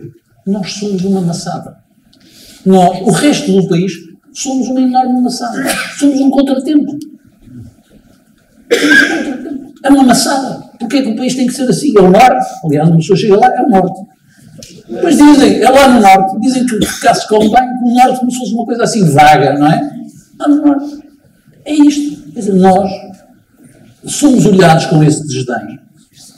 E portanto, se algum dia alguma coisa quiser ser independente, eu acho que vai ser que Lisboa vai querer ser independente do resto do país. Não é Lisboa. É algumas das pessoas que pululam Lisboa que não são de lá. Curiosamente, algumas são de cá. Mas chegam lá e ficam estrangeiradas. Que é uma coisa estranha, mas que acontece. Porque nós não nos podemos esquecer que quando tivemos que conquistar a nossa liberdade, tivemos que atirar pela janela Miguel Vasconcelos. E não me consta que ele fosse espanhol. Só umas notas. Professor, como é que se mobiliza a sociedade civil? Falando com ela. E, portanto, eu acho que é esse o exercício de cidadania que todos nós temos que fazer. E demonstrar, com exemplos, porque é que é necessário o processo descentralizado, efetivamente com poder. Vou-lhe dar 2 exemplos muito simples. Aqui atrasado, fui nomeado pela área metropolitana para fazer parte de uma comissão que estudava a ampliação do aeroporto Francisco Sá Carneiro, nomeadamente a plataforma logística. Éramos 22 entidades, todas aqui do Norte. Ou seja, de diversas entidades que interferiam, Presidente de Câmara, a APDL, esta gente toda. E nós íamos, uma vez por mês, em peregrinação a Lisboa, reunir com o Sr. Presidente da Comissão, que tinha sido nomeado pelo Ministério das Obras Públicas, e as reuniões tinham que ser do Ministério. E, portanto, iam 22 pessoas, perderam um dia de trabalho a Lisboa, para, no alto da sua sapiência, do Sr. Presidente, ainda não havia estas coisas dos Zooms e tal, foi lá atrás, e portanto isto é centralização.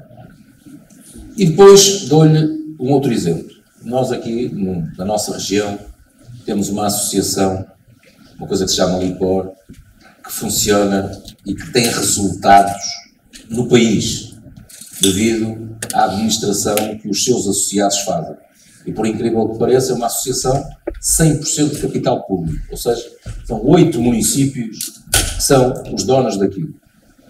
E nós temos uma gestão equilibrada, com resultados positivos e com resultados ambientais conhecidos de todos, como sendo um dos únicos sistemas no país que cumpre as metas definidas para o país cumprir. Nós queremos tomar uma decisão para o futuro. E é uma decisão se devemos ou não fazer uma ampliação da nossa central de valorização energética e introduzir-lhe outras componentes, como seja o abastecimento de vapor ao aeroporto, a produção de um combustível próprio para os aviões a partir da captura de CO2, ou seja, nós queremos fazer isso. Sabe quem é que fala connosco? Uma coisa que se chama Agência Portuguesa do Ambiente, você não sabe quem é que os elegeu, quem é que os pôs lá, e que diz, não, vocês não podem fazer essa ampliação. Então, nós, que dirigimos a região, que resolvemos o problema da região, que queremos um projeto sustentado e sustentável, não podemos tomar essa decisão, porque há uns senhores que fazem parte de um grupo de 700 que vivem dentro de um edifício em Lisboa, os tais que não querem mais cargos, nem mais taxas, são 700 num edifício, alimentados com o dinheiro de todos nós, de uma coisa que se chama TGR, com um valor de cerca de 1.000 milhões de euros, numa coisa que se chama Fundo Ambiental. Penso que já ouviram falar, mas onde é aplicado esse dinheiro ninguém sabe. E, portanto, isto são exemplos que nós podemos levar e dizer às pessoas que, se nos deixarem decidir, nós aplicamos isto de uma outra forma e em favor da região. Ou seja, nós não queremos sequer utilizar os recursos deles, queremos utilizar os nossos. E, portanto, isto são exemplos muito práticos que nós devemos apresentar à tal dita sociedade civil para que os consigamos convencer da bondade de um poder descentralizado, mas poder descentralizado. Ou seja, mas que nós tomamos essas decisões, prestamos contas a quem nos delega esse poder, a quem nos elege. Toda a gente sabe quem é o Presidente da Câmara do Porto, ou o Presidente da Câmara do Póvoa. E quando há algum problema, seja da responsabilidade dele ou não, ele é sempre o culpado. E a porta está aberta. Mas você, se tiver um problema com a administração central, fala com uma tela de um computador, que lhe responde 2 dias depois, porque estão todos em teletrabalho. Ainda continuam. Segurança Social, Finanças, tente lá ir falar com eles. Mas se dirigir a qualquer departamento da Câmara do Porto ou da Câmara da Póvoa, está tudo aberto e tudo a funcionar, sempre esteve.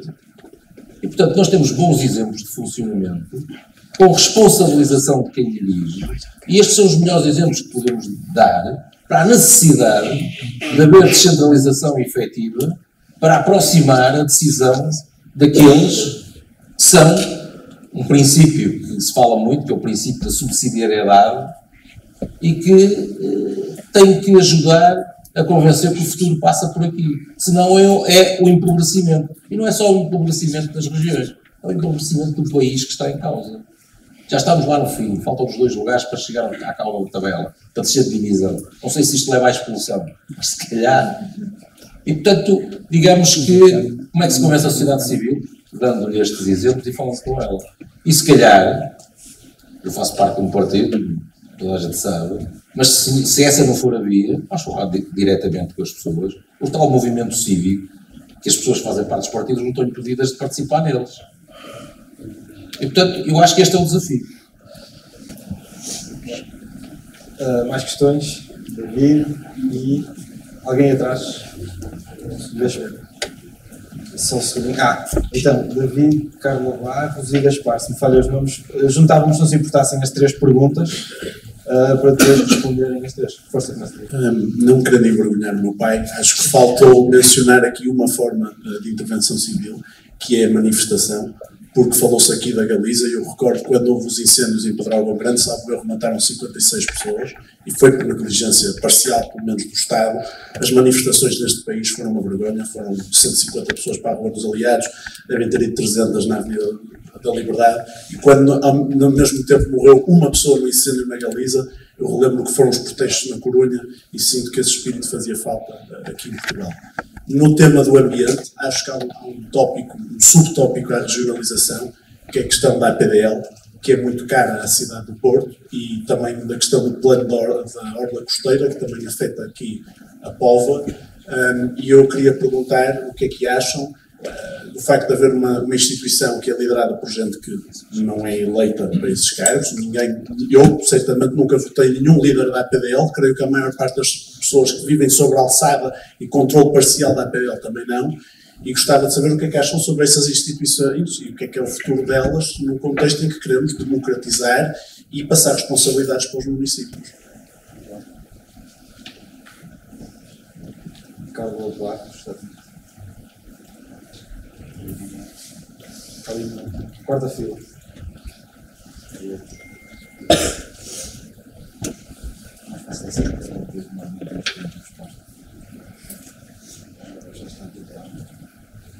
Então, muito boa noite a todos. Gostaria de felicitar o painel pelas brilhantes intervenções. Eu gostava de fazer duas considerações, uma relativamente àquilo que o Dr. Rui Moreira referiu e outra relativamente ao que o engenheiro Aires referiu, que eu estou de acordo, mas que precisava de evoluir nessa consideração que foi feita. O Dr. Rui Moreira disse uma coisa muito importante relativamente ao papel do Parlamento na regionalização. Eu também confio muito no papel do Parlamento para levar a cabo um processo de regionalização.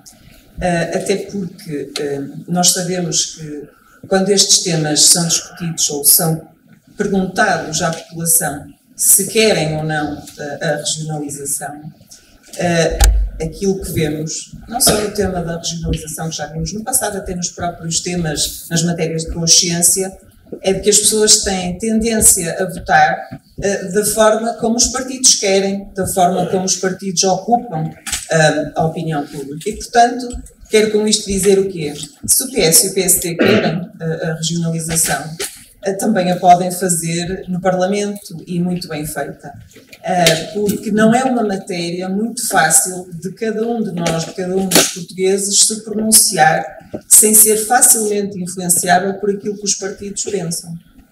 E, portanto, eu creio que sim, e concordo com a visão do Dr. Rui Moreira, que o Parlamento está muito bem legitimado para este papel e para este avanço legislativo.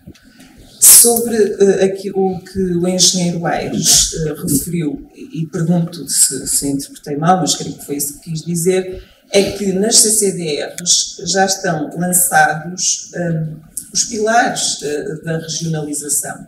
Ou seja, se nós acompanharmos bem o trabalho que as CCDRs têm feito, de uma forma até silenciosa, têm assumido muito das tais tarefas, a diferença entre assumir as tarefas e assumir a autoridade e a opção no território. E as CCDRs também têm, como os municípios, assumido as tarefas. Agora, até porque são um braço ainda do governo na região.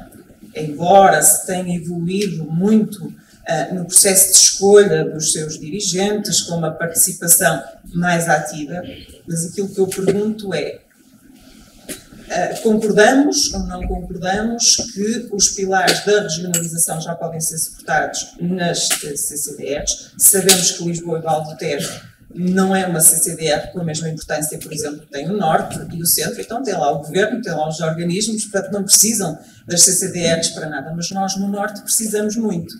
E, portanto, a pergunta é, podemos assumir que as CCDRs são os pilares desta evolução que queremos? Se sim, o que é que precisamos de mudar? Precisamos de mudar a forma como elegemos os dirigentes, portanto, os cabeças das CCDRs, pondo a nossa região e, portanto, neste caso, os eleitores da região com um papel muito mais ativo nessa escolha, era a minha pergunta, e por fim felicitar o André Tavares Moreira pela moderação do painel, que eu acho que está a ser um debate muito interessante. Muito obrigada. Eu pedir ali então, vou levar o microfone ao Gaspar. Gaspar, eu pedi se pudesse também se aproximar um bocadinho para agilizar, porque a noite já vai longa.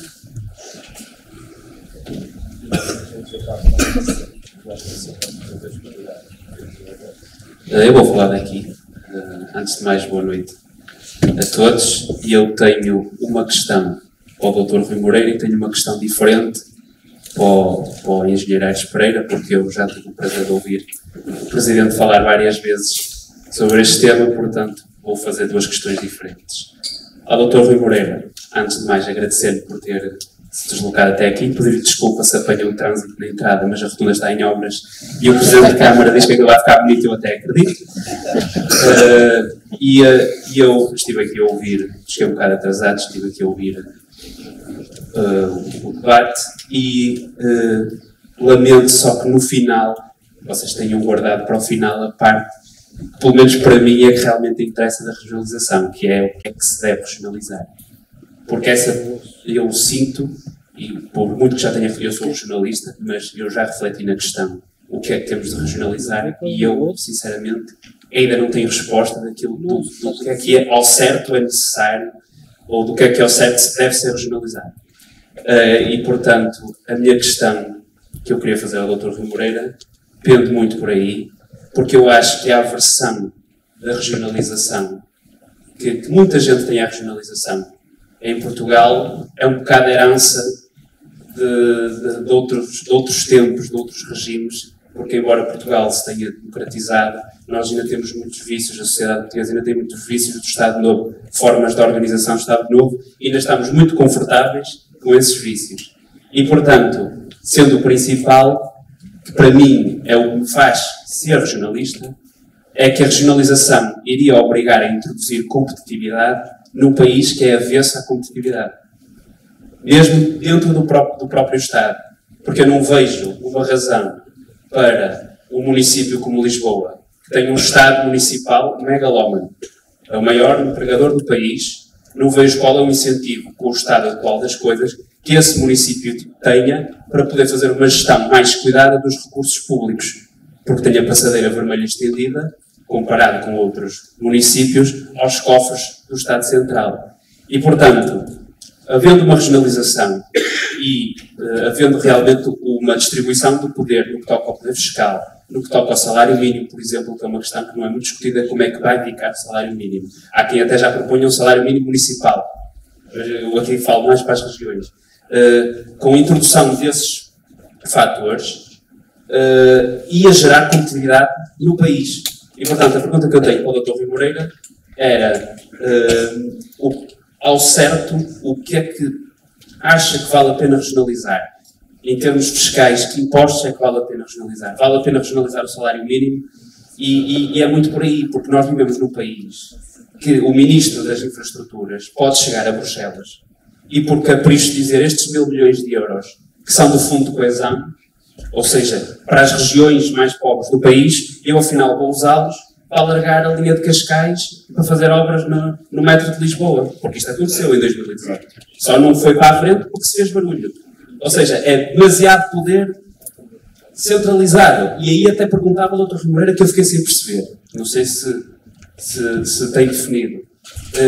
Se acha que esta descentralização, este modelo de descentralização do governo, é só mais...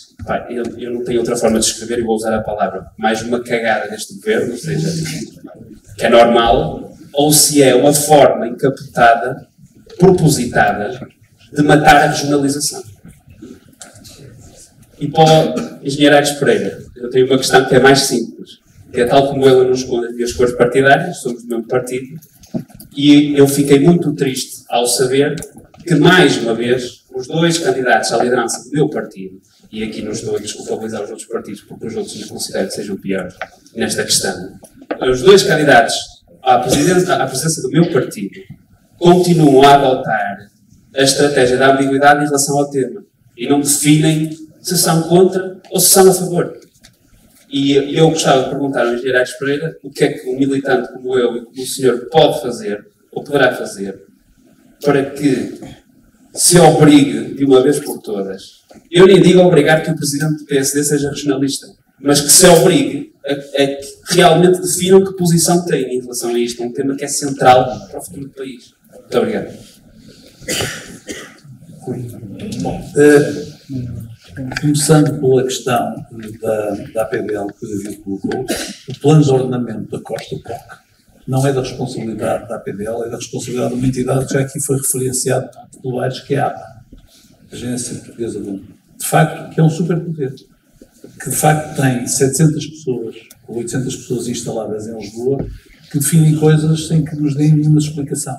A ponte entre Gaia, entre Vila Nova de Gaia e o Porto, que a Câmara de Gaia e o Porto resolveram lançar, sem nenhuma contribuição do Estado, tinha uma determinada cota. Ela é montante da ponte Luís I e a cota ia ser igual ao tabuleiro inferior da ponte Luís I. Houve uma técnica da APA que disse que não podia ser, tem que ser 2 ou 3 metros acima. Pode haver uma grande cheia, porque ela acha, e por ela achar, isto custa milhões de euros ao erário público, ao município do Porto e ao município de Gaia, em que os seus representantes eleitos nada podem fazer e têm que se confrontar com ele. O POC é a mesma coisa. Aliás, o POC começa no tempo do Jorge Moreira da Silva, como disto, e até hoje foi andando assim aos encontros. E depois, no tempo do João Pedro Matos Fernandes como ministro, um dia nós fomos lá abaixo, por causa do POC aqui para a região norte dos municípios. Acho que tu te lembras disso. Eu, depois de ver o desenho do POC, perguntei ao ministro Matos Fernandes, que é sou amigo pessoal, como sabem, já trabalhou comigo, sou amigo pessoal, perguntei se uma área ia ser mais alta nos municípios que não eram socialistas e mais baixo. Porquê? Porque nos municípios socialistas não era preciso fazer nada. E nos nossos municípios, olha, no Porto era preciso deitar abaixo. Pensem bem. O Pizza Hut, que está na Avenida Montevideo, na Avenida Brasil, lá em cima, é preciso deitar abaixo. O Aquário, que está lá há séculos, era preciso deitar abaixo. A Casa do Távora, quase que era preciso deitar abaixo.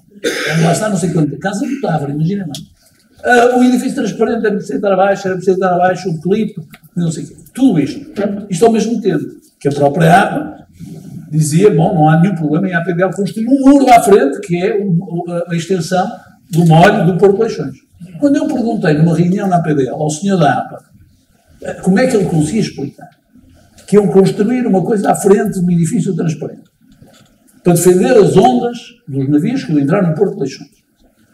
Mas depois havia de haver ondas criadas nessa bacia que iam atingir o edifício transparente e ele disse-me que eram equipes diferentes. Mas estes senhores mandam no país. Mandam. Foi o que o Aspar disse que eles mandam. Agora não é a APDL. O problema não é a APDL. A APDL gera um Porto e não vejo nenhum problema e acho que até gera relativamente bem. Devo dizer que eu acho que a administração da APDL e os quadros da APDL, porque a administração não é apenas os administradores da APDL, eu acho que a APDL é um Porto, gera bem o Porto de Leixões. E tenho atribuído outras competências que é porque são predócios. Mas acho que, porque, por exemplo, a navegabilidade do Douro, que era garantido por um instituto que garantia a navegabilidade do Douro, foi passada para a APDL para quê? Para retirarem dinheiro do Porto de Leixões. O Porto de Leixões podia investir mais dinheiro, podia reduzir a tarifa nos navios, o que representaria um aumento de competitividade nas nossas exportações. O governo, no âmbito da descentralização, entregou a navegabilidade do Douro. Imagina o que é que a APDL tem a ver com o barco d'água. Enfim, mas pronto, foi uma maneira de mandar a APDL pagar. Eu até acho que a APDL é bem gerida, mas isto, o problema do POC existe, é um problema que continua a não ter um plano de praia. Nós até hoje não sabemos o que é que vai ser deitado abaixo ou não. O que é que tem que ser deitado abaixo? E eles dizem, cada pessoa que lá vai, dizem coisas diferentes. Aliás, assistiram àquela cena triste do restaurante, que foi tema na campanha eleitoral, eu devo ter perdido imensos votos na Foz, porque havia quem não quisesse, as mesmas pessoas que iam ao restaurante, deixaram de querer o restaurante, que foi deitado abaixo e ia ser reconstruído, e a APA depois mudou de opinião. A APA deu uma opinião, dizer assim, podem construir o restaurante, os homens começaram a construir o restaurante, no dia seguinte arrependeu-se de uma opinião, depois veio ter à Câmara e disse, agora a Câmara vai demolir o restaurante. Eu disse, nós não vamos demolir. Foram os senhores que autorizaram a construir isto, então vai andar para aí não sei quantos anos e vai ficar lá sentado. Relativamente à CCDR, à pergunta que foi posta, as CCDRs têm hoje, a CCDRN tem hoje menos competência, continua a ter competências técnicas, mas tem muito, funciona muito como um instrumento desconcentrado do Estado. E, portanto, tendo competências técnicas e não tendo valência política, julgo que pode ser útil para a definição futura de funções, mas não me parece que sirva de estrutura como podia ter servido a Comissão de Planeamento ao tempo do professor Valente Oliveira. Mudou muito. As CCDRs são hoje coisas diferentes, muitas vezes assoberbadas com muita burocracia. Porque houve vários institutos do Estado que passaram tarefas também para a CCDR.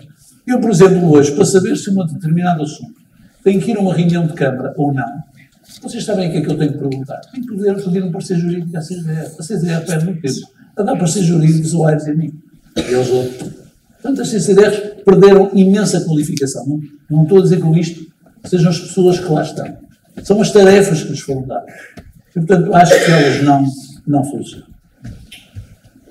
A questão do qual é o poder que nós pretendemos ter nas regiões. A definição, e que foi a última fase, eu acho que esse tema tem que ser discutido, mas eu diria assim, o que é que levou das regiões, se quiserem, do Estado feudal, que era uma forma de micro-regiões, que levou ao Estado moderno, em que, no nosso caso, claramente, D. João II, o príncipe perfeito.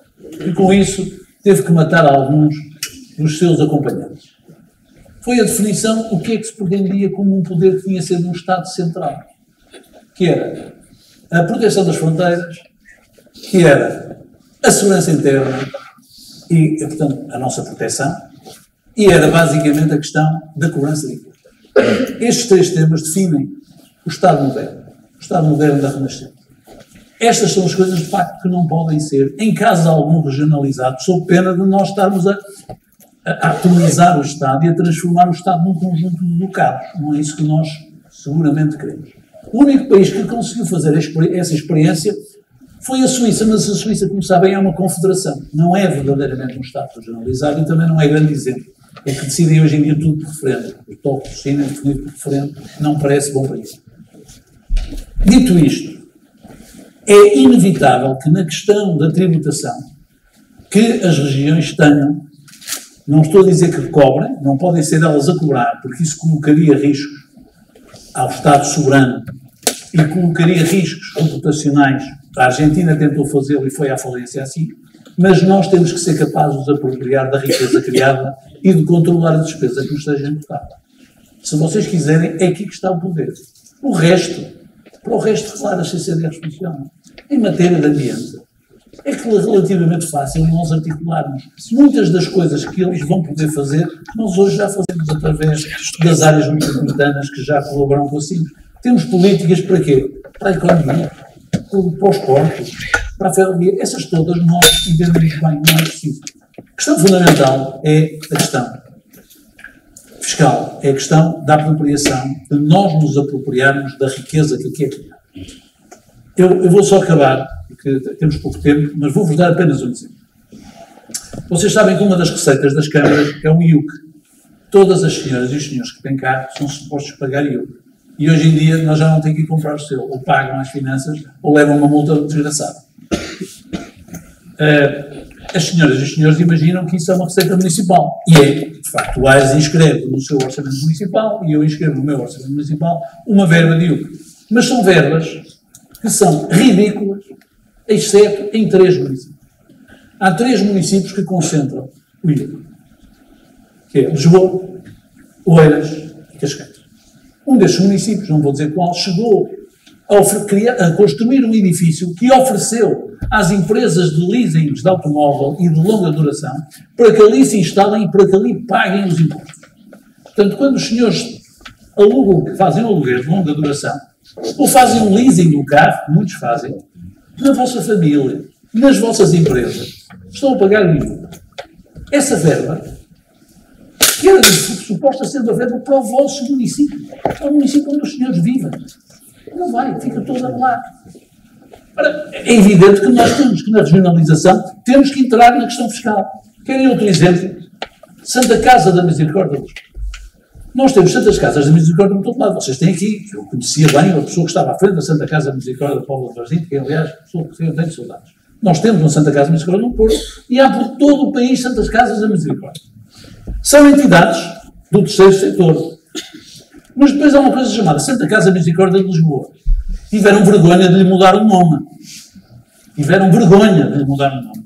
A Câmara do Porto aprovou há tempos uma recomendação que foi considerada eleitoralista por alguns partidos, em que dizíamos que a Santa Casa da Misericórdia de Lisboa deveria repartir as receitas que existem do jogo, de azar, pelo país todo. O dinheiro fica todo lá. Sabem o que é que isto representa? Representa que em Lisboa, todo esse dinheiro é gasto, não é na área metropolitana de Lisboa, é na cidade de Lisboa. Sabem porque é que em Lisboa não houve problemas com os lares da terceira idade durante o tempo de Covid? Porque os lares da terceira idade em Lisboa são todos a Santa Casa da Misericórdia. E, logicamente, a Santa Casa da Misericórdia, e bem, Lisboa funciona bem. Funciona com o nosso dinheiro, do nosso jogo, funciona muito bem. Cada vez que alguém vai jogar na raspadinha, o Dr. Francisco Assis e bem anda a levantar a questão social da raspadinha, que os pobres andam a pagar aquilo, a raspadinha para onde é que vai? Vai tudo para o meu bolo. O agente que está aqui na Póvoa recebe ali uma migalha, não é?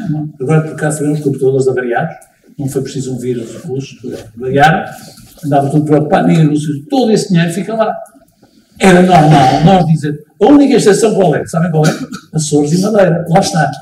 Açores e Madeira, relativamente ao jogo, conseguiram apropriar-se de uma parte disso. É muito dinheiro. Dinheiro que serviria seguramente para resolver o problema social que há na Póvoa, ou no Porto. Essa matéria tem que ficar consignada na regionalização. Se assim não for, isto são apenas dois exemplos pequeninos de coisas muito evidentes, porque eu prefiro que a plateia compreenda coisas que todos nós entendemos. Provavelmente metade das pessoas que estão aqui joga regular ou ocasionalmente, ou na lotaria, ou no Euromilhões, ou na raspadinha, ou no Totoloto, ou no não sei se é, todo esse dinheiro vai para uma instituição pública que faz a ação social para uma cidade que é a capital do Império. À volta não fica nada. Não fica onde estão. É através disso que depois financiam o Hospital da Cruz Vermelha, que é um prodócio do Estado, que é pago através disso. Ou seja, não tem um Hospital da Cruz Vermelha no Porto ou na Póvoa. A minha relação com a Cruz Vermelha no Porto é pedirem 50 ou 60 mil euros por ano, não tem dinheiro para ambulâncias. Eles vão ter um hospital que é pago pela Santa Casa da Misericórdia. Lá está. Sejam consumidores. Cada vez que forem, se lembrarem de jogar na raspadinha, não joguem. E lá está. É a intervenção da população. A sociedade civil. Arranjem aí, vão jogar na vermelhinha ou qualquer outra coisa que seja proibido. E não jogam, porque aquilo é um pedócio. Além de tudo mais, ainda por cima, quando há prémios, parte do prémio, o que é que fica? Agora paga-se o quê? IRS. Quando é que fica o IRS? Também fica lá. Só para terminar aqui as perguntas, respondendo ali ao David e dando dois exemplos para completar aquilo que disse o Dr. Rui Moreira, a propósito do plano de ordenamento da Orla Costeira, que eu fui sempre, desde o início, bastante assintoso com esta conversa, e eles ganharam tanta vergonha que o plano de praia não sai, porque eles se aperceberam agora que a Casa de Chá da Boa Nova e as piscinas de Maré de Matosinhos não constam, ou seja, o mar sabe que aquilo são duas obras de referência do arquiteto Cisa Vieira e, portanto, não as vai atacar. Em contrapartida, as piscinas da Póvoa de Varzim, que têm um afloramento rochoso na sua frente, têm um processo de demolição. Portanto, só para perceberem, esta dinâmica do mar com as ondas passou por cima de alguns municípios. E para se perceber o poder que esta gente tem, eu estou a acabar a tal rotunda que na bocado aqui falaram, que está na fase final. Aquilo tem um prolongamento de um arruamento para norte, que é paralelo à A28. A A28, por baixo da A28, passa uma linha de água em aço corrugado. Nós, ao lado, vamos fazer a nossa estrada. Fui falar com a APA e disse, eu faço uma coisa igual àquela que a A28 fez. Não. O senhor vai ter que fazer um tabuleiro de 600 metros que me custa 1 milhão de euros pela decisão de uma pessoa. E não tenho forma de contestar. Ou faço ou não faço boa. Portanto, é este poder que é completamente discricionário que, para que nós consigamos fazer a nossa tarefa, temos que pura e simplesmente aceitar.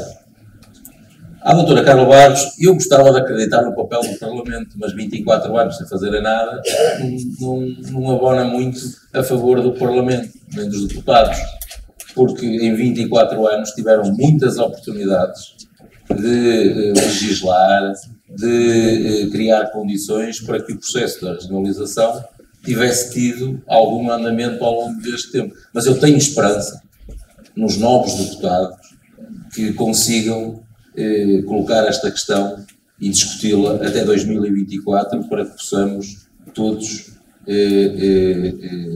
nos pronunciarmos nesse tal referendo. Portanto, eu e o resto dos portugueses acreditamos naturalmente no Parlamento, mas temos a esperança que alguma coisa mude e que os senhores deputados, que se fossem eleitos em círculos uninominais e tivessem que responder diretamente perante a população e não perante a presidência do grupo parlamentar, se calhar a questão era diferente. E portanto é esta questão que nos leva a todos, enfim, a ter dúvidas, não quero desconfiar dos meus deputados, não é essa a minha ideia, mas que nos leva a ter dúvidas sobre se o processo irá até ao fim. Ó Gaspar, tu resolves isto fácil. Sábado é dia de eleições para o partido. Não votas em nenhum deles. E tens a questão resolvida. Portanto, eu não vejo como é que a gente possa obrigar as pessoas a serem claras no seu discurso. E, portanto, passaria agora ao André para as questões finais. Muito bem. Antes de terminar, este último momento faz-me lembrar um pouco, aqui quando me foi feito o convite, e eu lembro-me de fazer alguma coisa engraçada, e há um humorista que eu gosto bastante, que é o Ricky Gervais, que eu sempre que era convidado para os Globos de Ouro tentava fazer umas piadas de modo a que não fosse convidado no seguinte. E portanto, eu vou fazer aqui. Lembra-te do Will Smith. Eu estou mais longe. E portanto, eu ia lançar aqui duas perguntas de resposta rápida, não sei se conhece aquele jogo O que é que preferias, daqui é O que é que preferia, e portanto vou lançar duas perguntas a cada um. A primeira é ao Rui, que era se aceitava ser benfiquista para ter a regionalização.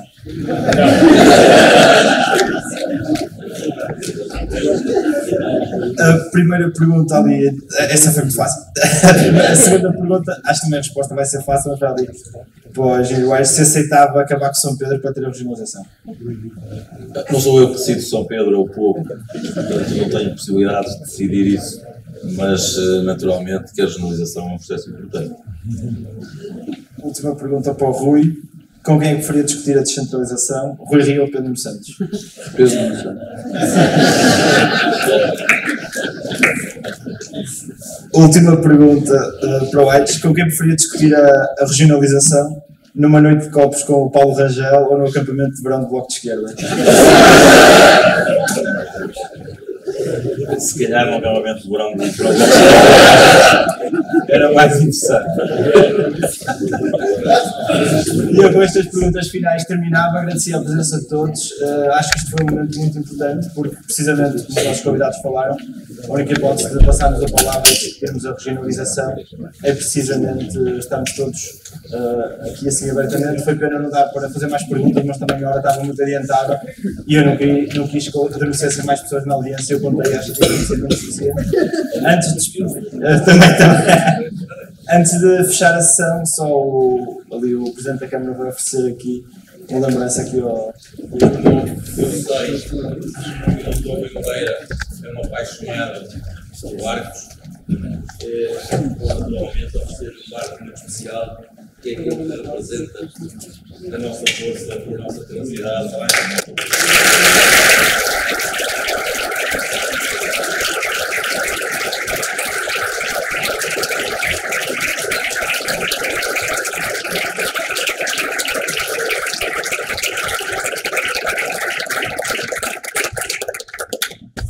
Muito obrigado a todos.